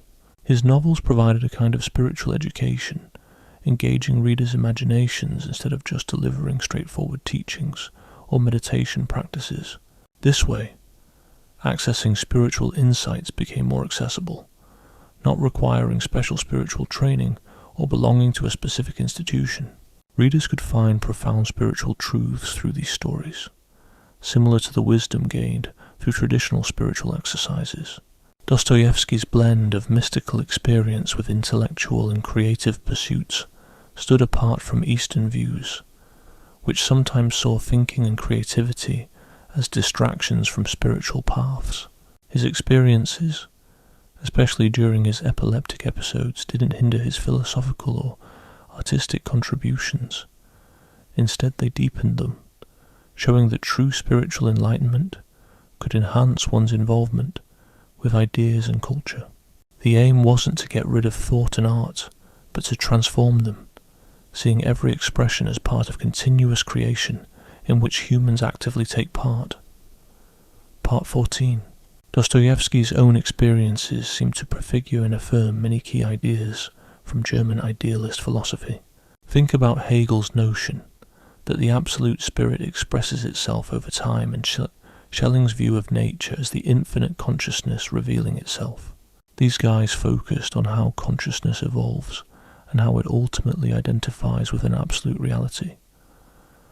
Now, while Hegel used logical breakdowns and historical context to explore this, Dostoevsky's method was more hands-on. He wasn't just theorizing. He was experiencing these states of heightened awareness firsthand. Dostoevsky's take provided a sort of real-world grounding to these high-flown philosophical ideas. It wasn't just that he imagined consciousness could transcend space and time. He felt it happening during his seizures. This kind of thing offered proof that what some philosophers only wrote about as abstract ideas wasn't just theories. You could actually live it and feel it with the right conditions. He showcased how philosophical concepts could actually be supported by direct, personal experience, rather than only making sense through intricate arguments. When you look at the link between limited human awareness and the vast infinite consciousness, Dostoevsky's experiences mirrored what Schelling said about nature. During those intense moments before a seizure, his individual awareness seemed to tap into something universal, something that connected and united all temporal experiences. It blurred the lines between what's personal and what's universal, kind of breaking down the walls built up in philosophy since the days of Descartes. So here we have consciousness being both deeply personal and also something universal, a cosmic principle. This idea of experiencing oneness with reality gives credence to idealist views on how consciousness and reality are fundamentally the same, which can sometimes feel a bit abstract and distant when just argued from a purely theoretical standpoint. Dostoevsky's encounters offered another layer of understanding to Kant's ideas too. Kant posited that space and time were not external realities, but forms our minds use to shape experience. Dostoevsky took this further, illustrating it through his own experiential lens, suggesting that consciousness had powers beyond what Kant might have initially figured. The remarkable thing about Dostoevsky's experiences was how they revealed the potential in consciousness to act beyond usual boundaries of space and time, all the while staying grounded in real life. This underlines an approach to knowledge that isn't just merging sensory data with logical reasoning, but is about direct engagement in the creative process that shapes both perception and thought. This kind of introspective look at consciousness even hints at the phenomenological methods folks like Husserl would later expand upon. Dostoevsky's descriptions of what was happening during his altered states laid out a detailed map of awareness, hinting at the importance of considering subjective experience as a rich source of philosophical insight, one that holds immense value alongside more traditional, objective scientific scrutiny. When Dostoevsky experienced his epileptic aura, he found himself in a unique mental state that allowed him to delve into aspects of consciousness that usually stayed hidden under regular, everyday awareness.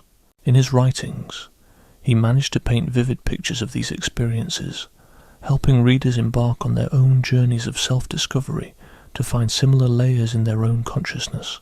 The age-old philosophical dilemma about understanding things as they truly are, which tripped up Kant and other German thinkers, took on a fresh perspective due to Dostoevsky's experiences. He managed to tap into reality directly during these auras, bypassing the usual filters of perception. During those intense moments, it felt like consciousness broke free from the usual barrier of subject and object, granting a rare peek into the essence of reality itself. It hinted at the possibility that these things in themselves, long deemed inscrutable, could indeed be grasped by tweaking how our minds were tuned. Dostoevsky's fits, in a way, offered a glimpse of consciousness breaking its usual chains and sipping from the well of absolute truth, a realm where idealist philosophy suggested ultimate truths reside. These experiences seemed to solve some of the brain teasers that German idealism couldn't quite wrap its head around. The way Hegel mapped the growth of consciousness toward ultimate knowledge found a living, breathing example in Dostoevsky's tales of characters entangled in the dance between limited and limitless views of reality. In his books, consciousness evolved, stepping through self-discovery phases that echoed Hegel's ideas of spirit, yet always stayed rooted in tangible human emotion and the complexities of societal norms. Take Ivan Karamazov, a character embodying the rational mind on a quest for logical reasons behind life's deeper truths, or Alyosha, who represented a harmonious blend of finite and infinite perspectives. Their struggles and clashes effectively dramatized the journey of consciousness as it tries to comprehend its very essence. Dostoevsky showed that you didn't have to just think about idealist philosophies. You could experience them on an emotional and imaginative level. Dostoevsky's novels turned the abstract into something almost tangible, wrapping universal truths in narratives that anyone could emotionally and conceptually grasp. Reading his work promised the sort of enlightening experience that his direct seizures revealed, an art form no less potent than the philosophical or mystical pursuits. Literature thus became a special kind of guide, nudging consciousness toward its depth through creative exploration, rather than just cold hard analysis. When it came to the political messages of German idealist thinking, especially Hegel's idea of history as the unfolding of divine understanding through time, Dostoevsky took a more critical view. Although he agreed with the idealist that reality's core was spiritual, not physical, he sharply opposed any notion that tied a specific political system to the fulfillment of humanity's spiritual destiny. He believed that anyone could tap into eternal consciousness, regardless of their social situation, which meant you didn't have to wait for certain historical changes to happen. This perspective didn't place all hope on big political advancements, but still upheld social justice as a way to express spiritual awareness, not as a route to it. The focus was on being actively aware of eternal truths, rather than building flawless institutions to make personal spiritual growth unnecessary. Part 15. The Psychology of Spiritual Transformation. Dostoevsky's experiences with epilepsy gave him special insights into how consciousness can go through deep spiritual changes. He noticed that genuine spiritual transformation isn't something you can just force, through sheer will, logical decision-making, or outside influences. Instead, it needed deep changes in the very structure of consciousness. His episodes, or epileptic auras, showed that such changes were possible because they opened up awareness layers that aren't usually accessible to our everyday minds. This led him to develop what we might call transformational psychology, a way of understanding how consciousness can break free from its perceived limits and explore deeper parts of its nature. This transformation wasn't about getting rid of our usual awareness, but expanding it to include a sense of timeless awareness that offered new context for our daily experiences.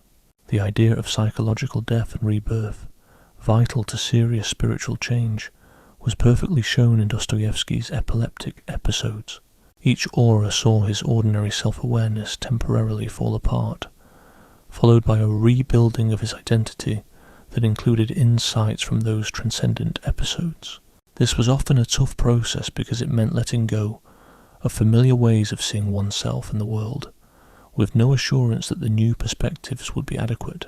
Many of his characters experienced similar processes of psychological death and rebirth. Take Raskolnikov, for example.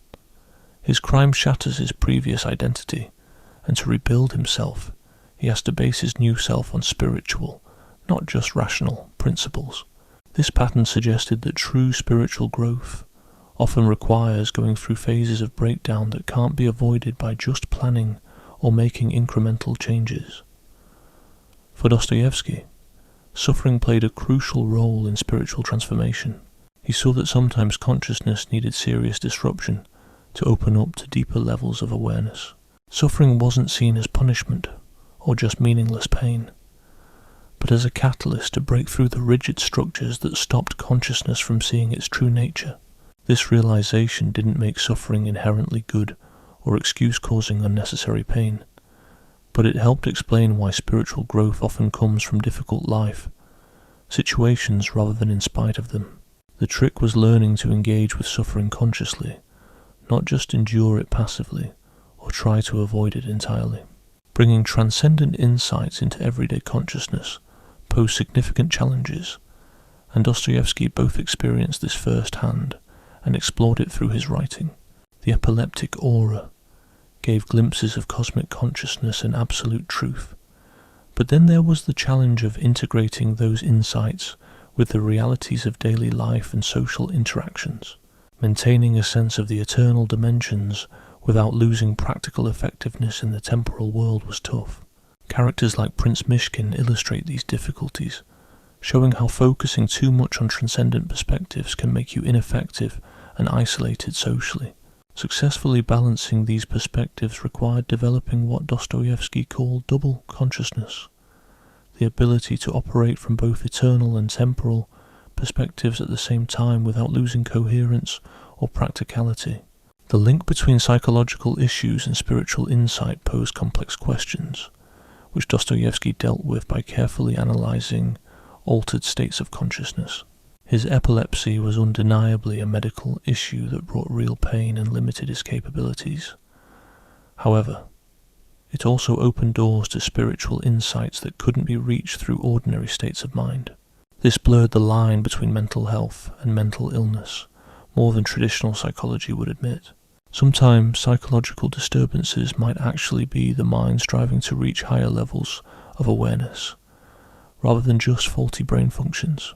The challenge was being able to tell apart symptoms that needed medical intervention from spiritual experiences that needed understanding and integration.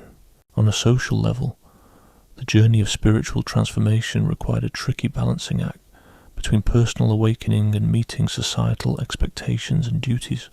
Those who experienced deep spiritual changes often felt out of place in society's focus solely on materialistic and secular values. But pulling away from society wasn't the answer either, since true spiritual awakening needed to be expressed through meaningful actions and cultural contributions. The trick was figuring out how to be actively involved in community life while holding on to higher insights that might not make sense to everyone else. This process involved developing what could be called spiritual diplomacy, the knack for sharing profound truths in ways that resonate with people at various stages in their spiritual journey. The innovative ideas behind transformational psychology suggested fresh methods for treating mental health, which included addressing the spiritual aspects of human suffering. Instead of viewing psychological issues solely as chemical imbalances or stress responses, they could also be seen as the mind's search for greater meaning. Focusing only on reducing symptoms or altering behavior might overlook the spiritual aspects of these symptoms, hindering true healing. Effective therapy needed to be aware of the spirit's dimensions and help people tap into and fuse spiritual insights that could give deeper understanding for psychological healing.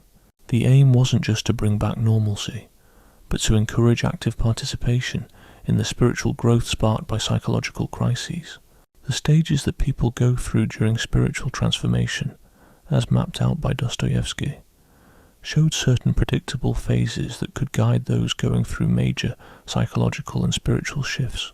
These stages included an initial awakening, a breakdown of old identity structures, a difficult period where spiritual insights seemed to vanish, and finally an integration and stabilization of a broader consciousness. Recognizing these patterns could help individuals see that feeling lost or descending into chaos during this journey might just be passing phases, not permanent setbacks. Patience with the natural flow of growth was crucial, as it couldn't be rushed by sheer willpower or external efforts. Ultimately, spiritual transformation was a gift of grace that one could prepare for, but couldn't make happen just by trying hard. Part 16. How Dostoevsky shaped modern psychology and ideas about consciousness. Long before it became a buzzword in psychology, Dostoevsky was already delving deep into the world of altered states of consciousness and their spiritual connections. He had this knack for capturing what it's like to have these intense experiences, almost foreseeing breakthroughs in psychology and neuroscience that would only come decades later. Take his detailed descriptions of epileptic auras, for example. They weren't just for show. They offered a glimpse into high-level consciousness that later played a role in exploring mystical experiences and understanding the brain's role in spiritual moments. William James, an important figure in psychology, was heavily influenced by the way Dostoevsky portrayed these altered states. James used these literary insights to argue that mystical experiences were worth exploring scientifically. Carl Jung, another giant in the field of psychology, took notes from Dostoevsky too. Jung's idea of the collective unconscious and those universal patterns of human experience echo the things Dostoevsky was touching upon when he wrote about universal consciousness. Fast forward to today, and consciousness researchers like Stanislav Grof openly acknowledge how Dostoevsky's work has added to the understanding of the therapeutic value in non-standard states of consciousness. What's more, the way we dig into subjective experiences, thanks to phenomenological psychology, owes a lot to Dostoevsky. He was meticulous, offering insights that help blend personal experience with scientific study. Philosophers and psychologists who came later, like Maurice Merleau-Ponty and Eugene Gendlin, developed investigative methods with Dostoevsky's pioneering spirit in mind. They confirmed that first-person accounts were valuable sources of knowledge about the mind, not just items to be poked and prodded by science. Today's neurophenomenology, which marries brain science with detailed personal experiences, follows the path Dostoevsky laid out with his exploration of epileptic moments. And then there's transpersonal psychology. It takes the view that our consciousness has a transcendent side, one that mainstream psychology might have brushed aside too quickly. Dostoevsky showed that altered states weren't just about dysfunction, but could also lead to greater awareness and spiritual insight. Abraham Maslow's ideas about self-actualization reflect Dostoevsky's belief that we have untapped spiritual potential.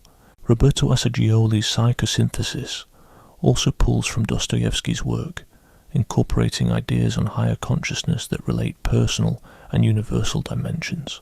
In these approaches, mental health goes beyond just fixing problems. It involves fostering spiritual growth. When it comes to creativity and inspiration, Dostoevsky's influence runs deep. His epileptic experiences tapped into a universal memory and cosmic consciousness that suggested creative genius often taps into altered states of mind. As psychologists have looked into creativity, they've found that stepping into these altered states allows for new and inspired ways to create. This inspired a focus on flow states, peak experiences, and other conditions that enhance, rather than hinder, creative potential. Dostoevsky's work helped set the stage for these explorations, showcasing how deeply connected altered states and creative forces can be. Recent studies in the neuroscience of creativity have shown that artistic inspiration can actually cause shifts in brain activity, similar to what Dostoevsky described about his experiences with epileptic consciousness. Depth psychology and psychoanalytical methods focusing on unconscious thoughts have likewise unveiled intricate connections to Dostoevsky's explorations of the layered complexity of the human mind. While Freud put a lot of emphasis on suppressing or redirecting unconscious urges, Dostoevsky delved into parts of the unconscious with a transcendent nature, going beyond the simply personal. Jung's ideas of the collective unconscious and mystical experiences align more closely with Dostoevsky's idea that an individual can tap into a universal consciousness. Both of them acknowledge that there are depths and complexities to consciousness that go beyond what we can fully understand or control on a surface level. This underpins the view of unconscious processes as crucial for understanding both psychology and spiritual growth. The rise of cognitive neuroscience and advanced brain scanning equipment has armed scientists with new means to probe the neurological roots of the states Dostoevsky examined through his own experiences. Modern science has backed up the idea that temporal lobe epilepsy can lead to experiences akin to Dostoevsky's, involving shifts in time perception, amplified meaning and importance, and feelings of universal connection. When looking at studies on meditation, psychedelic experiences, and near-death experiences, we see similar brain activity patterns that lend weight to Dostoevsky's assertions around consciousness going beyond normal boundaries. Yet these neuroscientific findings also raise questions that Dostoevsky contended with. Do brain changes spark transcendent experiences, Or does expanded consciousness express itself through changes in the brain that allow for such experiences? The practical application of Dostoevsky's insights in therapy and education is evolving as psychology places more value on meaning, purpose, and spiritual growth in overall well-being. Therapeutic approaches like logotherapy, existential psychology, and mindfulness practices incorporate the idea that healing often involves transcendent aspects of living. Educational strategies acknowledging various intelligences and learning methods draw from Dostoevsky's work on altered states of awareness. The increasing integration of contemplative techniques with psychological and educational practices continues his efforts to connect spiritual experiences with real-world applications. His central belief that consciousness extends beyond everyday awareness is still shaping modern approaches to development and healing. Part 17. The Meaning Crisis in Today's World. Dostoevsky's thoughts on eternal consciousness and the spiritual side of being human are becoming more important nowadays. Our culture is grappling with the very issues he saw coming, namely, the spiritual emptiness that arises when materialism takes center stage. He predicted that turning our backs on deeper, transcendent meaning would lead to the sort of psychological and social turmoil we're seeing today in modern societies. Things like widespread depression, anxiety, and a feeling of emptiness. These issues signal the spiritual void Dostoevsky foresaw when we focus solely on the physical and temporary aspects of life. His intense experiences with epilepsy gave him unique insights into eternal consciousness, offering a perspective modern approaches often overlook. Our challenge is to reinterpret his ideas to help us today, without having to take on his specific religious or metaphysical views. With the rise of digital media and artificial intelligence, it's more important than ever to understand how our personal awareness links to a universal consciousness, a concept Dostoevsky explored during his struggles with epilepsy. Concerns about technology, outpacing human intelligence and social media, undermining real connections tap into a broader fear, the sense that we're losing touch with something greater than ourselves. Dostoevsky's insights suggest that when technology turns consciousness into mere data processing, we lose something vital. But if tech can support our creative and contemplative selves, it might actually enrich our spiritual lives. The trick is to remember our deeper consciousness while using technology in imaginative ways. The environmental challenges we face, like climate change, mirror the spiritual crisis Dostoevsky spoke about, where consciousness feels cut off from its deeper roots. Treating nature only as a resource mirrors the same limited mindset that sees people as little more than biological machines. Healing our environment means embracing consciousness as part of the grand cosmic dance that sustains life. Dostoevsky's thoughts encourage a way of caring for the planet that roots itself in spiritual awareness, recognizing our interconnectedness with all life, rather than relying strictly on rational, resource-based approaches. Political and social divides in today's democracies show what happens when people lose shared spiritual connections. Dostoevsky's view of all human awareness springing from a universal source offers a pathway to political peace that secular methods lack.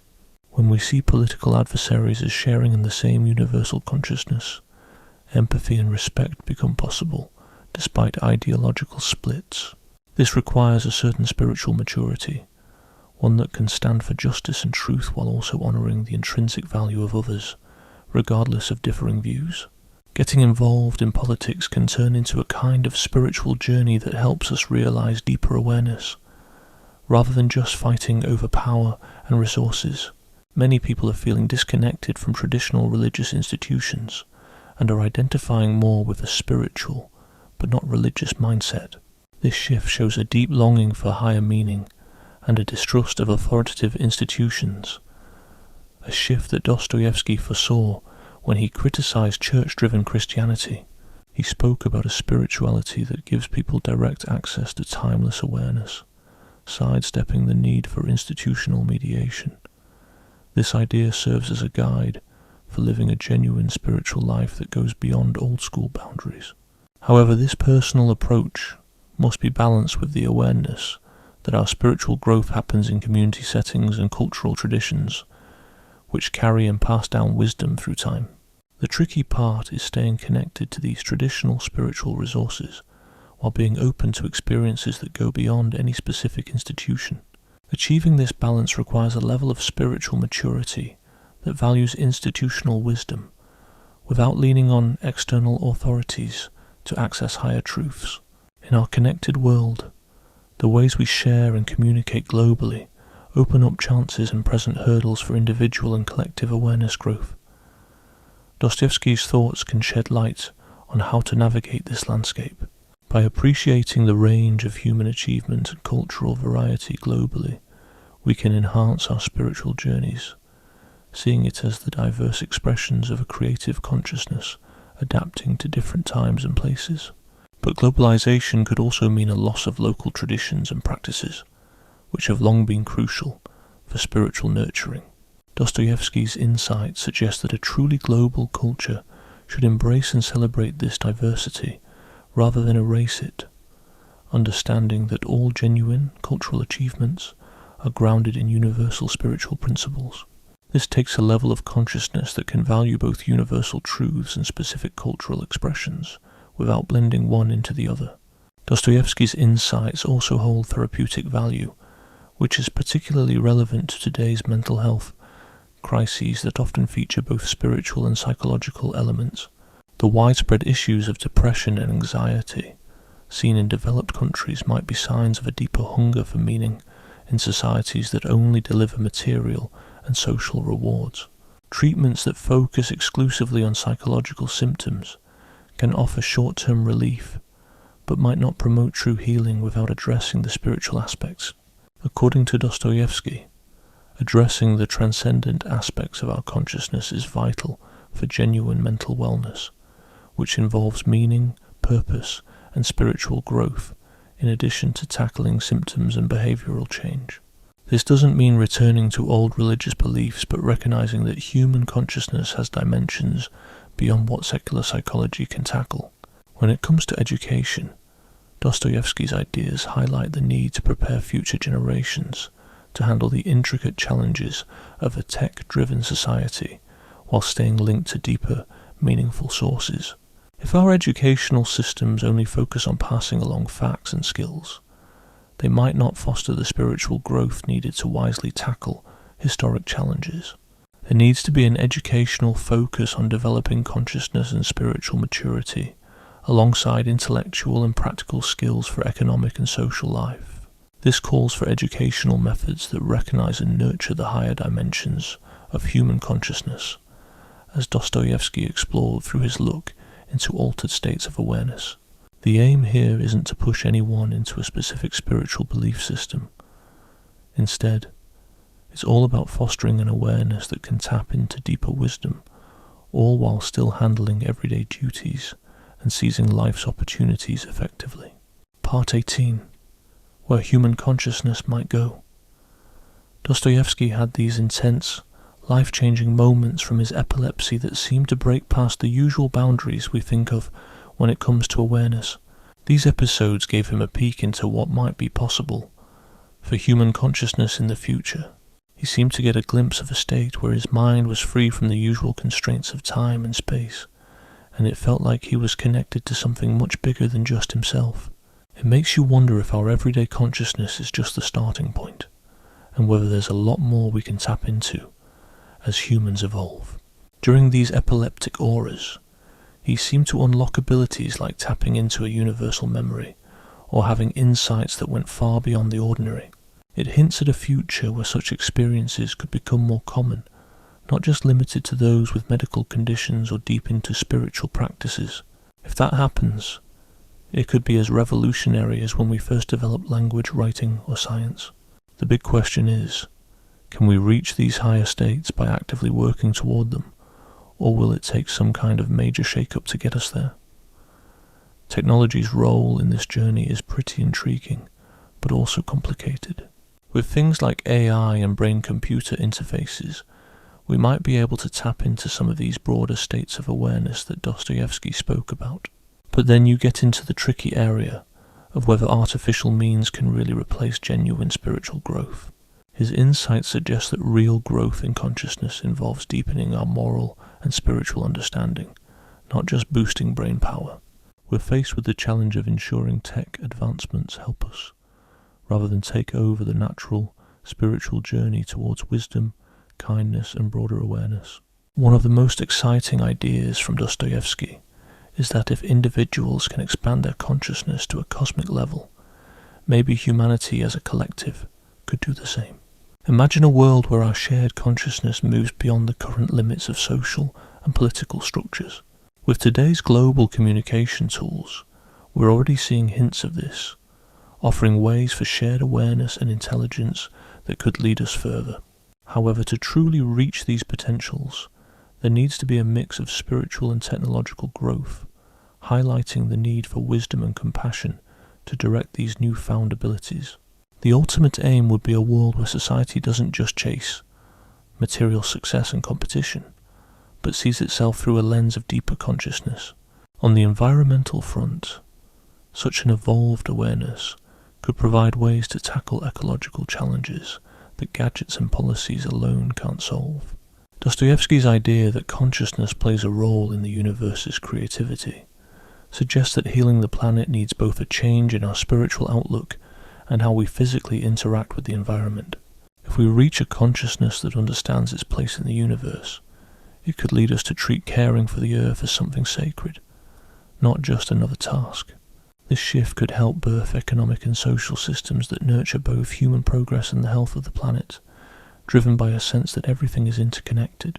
We might be on the brink of building a truly sustainable society that nurtures rather than endangers the natural systems vital for all life on Earth. This would require a major shift in education to promote the growth of consciousness. Instead of sticking to the old ways of focusing mainly on passing down information and skills for economic purposes, education should aim at developing consciousness and spiritual growth. Dostoevsky's vision highlights the need for schools to emphasize things like reflection, creativity, and helping others as core elements in human growth. For this to happen, educational methods need to engage all parts of a person, intellectual, emotional, physical, and spiritual, as interconnected facets of consciousness growth. The aim would be to prepare people to actively participate in transforming human civilization, not just adjusting to the world as it is. On the healing front, evolving consciousness could offer new paths to address deep-seated human suffering and limitation. If people can tap into the eternal aspects of their consciousness through right conditions and practices, it could open new doors for healing beyond what medical and psychological treatment can currently offer. Issues like mental illness and addiction might be tackled more effectively by reconnecting people with their higher consciousness, rather than focusing only on managing symptoms and adjusting behaviour. This wouldn't mean tossing out conventional treatments, but rather enhancing them with approaches that honour the spiritual sides of healing and growth. In healthcare, this could lead to systems that focus on helping people thrive, not just on disease prevention and alleviating symptoms. On the scientific front, evolving consciousness could spark new types of research that blend personal experiences with objective observation to understand reality better. Dostoevsky's deep dives into his altered states of consciousness foretold a future where subjective experiences are acknowledged as valid knowledge, sources about the mind and reality. Imagine a science that balances hard data with personal exploration, broadening understanding beyond the limits of materialism and religious dogma to explore deeper dimensions of existence. Ultimately, Dostoevsky's insights show us that what we deem normal human awareness is just a sliver of what consciousness can actually do. His personal episodes revealed that consciousness can break free from its apparent limits while staying firmly connected to everyday life. This implies that human evolution is entering a phase focused more on evolving consciousness than on biological adaptation. The real task now is learning to voluntarily harness the broader awareness that Dostoevsky stumbled upon due to his medical condition. If this evolutionary project is a hit, it could shake up human civilization just like when our ancestors developed the ability to think about their own thoughts. That big change turned them from just reacting to the world around them into cultural creatures who could find meaning and purpose by making choices and expressing themselves creatively. Part 19. Exploring practical uses and reflective practices. Turning Dostoevsky's deep insights into usable methods for personal growth involves closely analysing what helped him reach higher states of consciousness. While nobody should try to induce an epileptic seizure for spiritual growth, we can aim for similar mind states through intentional reflection practices that expand our awareness. His tales of his mind moving beyond the usual limits of time hint that meditation focused on being present might tap into the timeless world he touched during his seizures. But remember, such meditations aim not at escaping life, but at engaging more deeply with it, participating in the ongoing creation that takes place through time. A crucial skill is what he referred to as double consciousness, the knack for being aware of eternal truths alongside day-to-day reality, all in one go, not switching back and forth between them. Taking from his idea of cosmic memory exercises might offer a way to tap into the shared wisdom of humanity. Dostoevsky's reflections on recalling events he'd never lived through suggest our minds have access to a collective wisdom beyond what we've learned or been taught. Reflective practices, probing memory might help reach a deeper awareness, connecting personal and universal human experience. This might mean going beyond just one's own life story, to rummage through universal themes that touch all human hearts. The aim here is to grow in wisdom that pulls from all of humanity's spiritual and cultural achievements, rather than being tethered to one's personal history or cultural roots alone.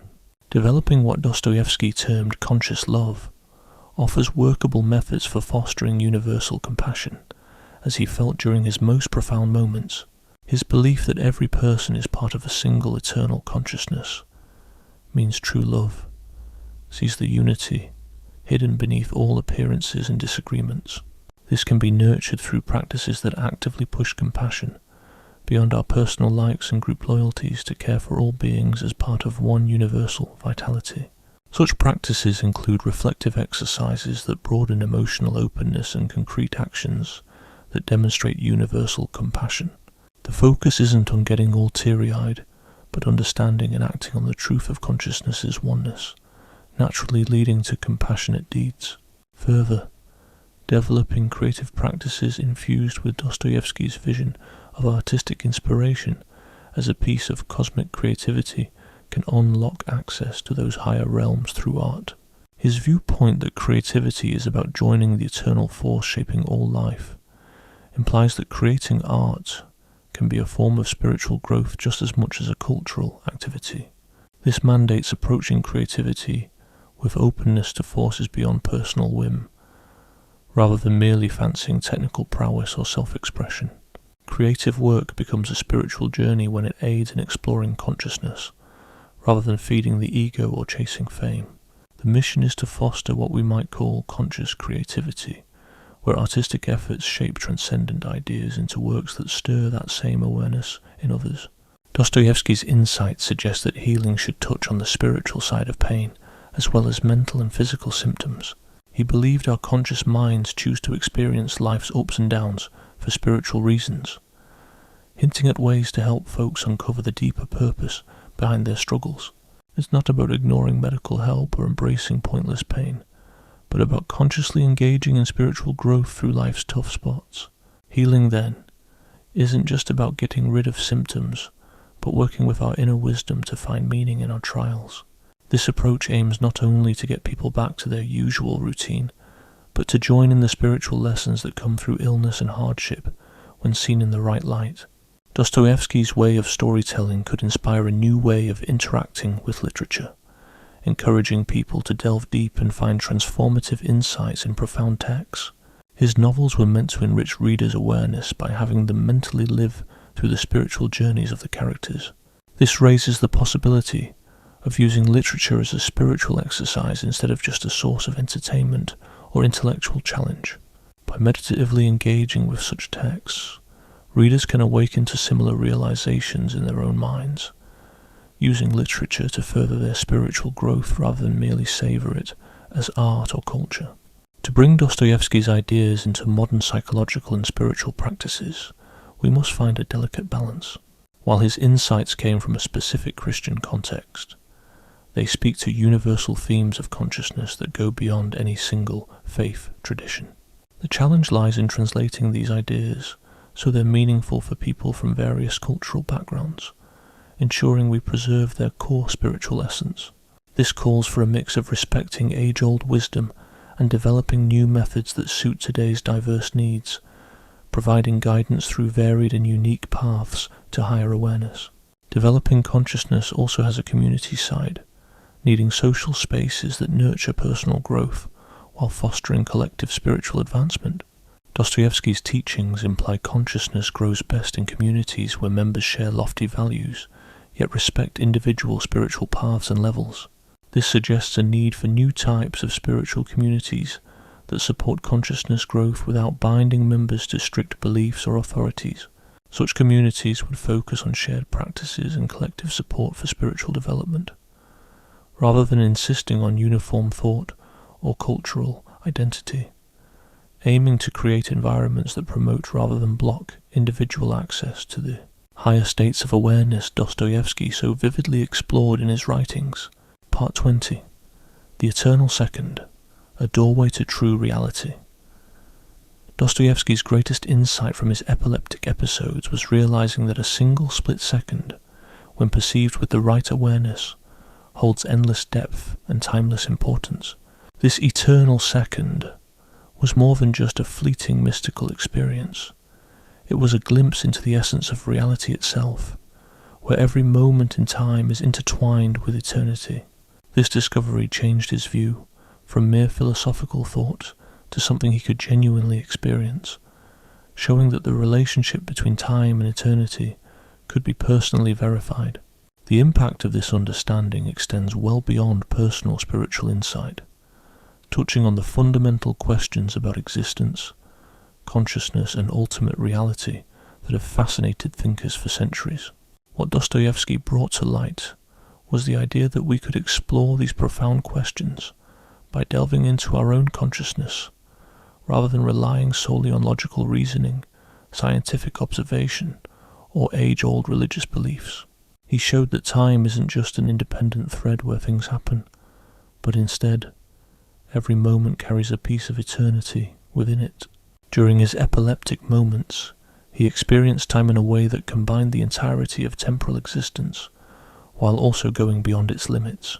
This brought forth the notion that eternity wasn't about endless time, but was instead a profound aspect lurking in every instant, often unnoticed by daily awareness. The eternal second thus opened a path where one could reach the timelessness beneath all experiences, without discarding the realities of the ever-changing world. This discovery united time and eternity, presenting them not as opposing forces, but as harmonious parts of a greater reality that includes both the flow of events and a continuous present. In terms of knowing and truth, the eternal second questioned the usual paths to knowledge built on the gradual gathering of fact or logic. Dostoevsky's experiences hinted that ultimate truths could be grasped instantly when the mind was ready, offering a full comprehension of existence that was instant yet all-encompassing, both particular and universal, bridging the temporal and the eternal. This pointed towards a kind of understanding that went beyond both scientific and rational ways of knowing, offering direct participation in reality itself. However, such insights were beyond the range of standard language or logical explanation, requiring the arts, literature, and meditative practices as ways to help others reach a similar awareness. From a spiritual standpoint, Dostoevsky's eternal second reshaped his view of the divine in daily life, going beyond the classic divide between the sacred and secular, or the natural and supernatural. He saw God not as a distant entity, stepping into the world from afar, but as a timeless aspect of awareness always present in every moment. The eternal second showed that what people refer to as divine presence was actually a core part of our own consciousness, rather than some external spiritual force. This led to a profoundly close-to-home theology, where spiritual awakening was less about finding something outside of us, and more about recognizing within us something that was always there, eternally a part of who we are. So even though it seemed like transcendence was right within reach, it wasn't actually done away with. The timeless part of our consciousness far outstripped the boundaries set by our personal traits and the here and now stuff. This notion of an eternal moment gave us new insights into what it means to be mentally healthy and to grow as humans.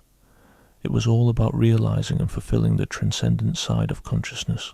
Psychological woes were often more about being disconnected from this eternal core, rather than just some chemical mishap or outside pressures. This eternal moment showed that consciousness could experience joy, insights and creativity that went beyond any specific life event or personal hurdle. It suggested that therapy should help folks tap into their transcendent bits, rather than just moulding them to fit social norms or simply getting rid of bothersome symptoms. True mental wellness wasn't just about not having mental issues or fitting in with the world, but was about jumping into the never-ending flow of creativity, socially. The idea of the eternal moment hinted at ways people could come together, rooted in this universal consciousness instead of just mutual material gains or cultural backgrounds.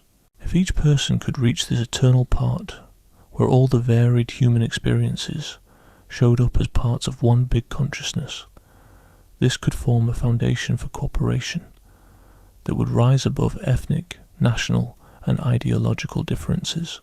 The eternal moment pushed the idea that true community needed spiritual growth alongside political and economic progress, nurturing a consciousness that sees eternal unity while honouring worldly differences. This didn't mean tossing aside justice, democracy, or welfare, but it put these concerns into a bigger, timeless picture that could really guide how societies should grow. Societies then became ways for collective human consciousness to realise itself instead of just setups for handling personal gains. Artistically, the eternal moment made clear that creative work served the grand purpose of revealing eternal truth through things people could see and touch, stirring up that sense of transcendence in others. Great art wasn't just an individual's self-expression or a cultural trophy, but part of an ongoing cosmic creation. It showed that true artistic inspiration came from dipping into this vast cosmic creativity, rather than just playing with existing stuff based on personal tastes or societal rules. That's why real art felt like it came from beyond an artist's own knowledge, yet it expressed some deep truth about humankind. Art turned into a spiritual practice aiding consciousness's growth for both the artist and those who engage with it, rather than just being entertainment or cultural fluff. Ultimately, the legacy of Dostoevsky's thoughts on this eternal moment lies in revealing that human consciousness has boundless capacity for going beyond itself while staying engaged with the real world. The eternal moment wasn't about escaping the everyday, but discovering its boundless depth and vital importance. It gives hope that humans can evolve past current limits while staying tied to everyday duties and creative chances. The aim isn't to do away with time, but to actively be part of eternal creativity as it plays out in our lives. Dostoevsky's biggest contribution to our understanding of people is showing that just by being conscious, everyone has a gateway to eternity. This means that experiencing spiritual enlightenment isn't something only a few special people can achieve. It's something anyone can reach. That timeless moment is there for anyone who dives deep into their own awareness, ready to find the endless riches tucked away in even the most mundane moments of being awake and aware.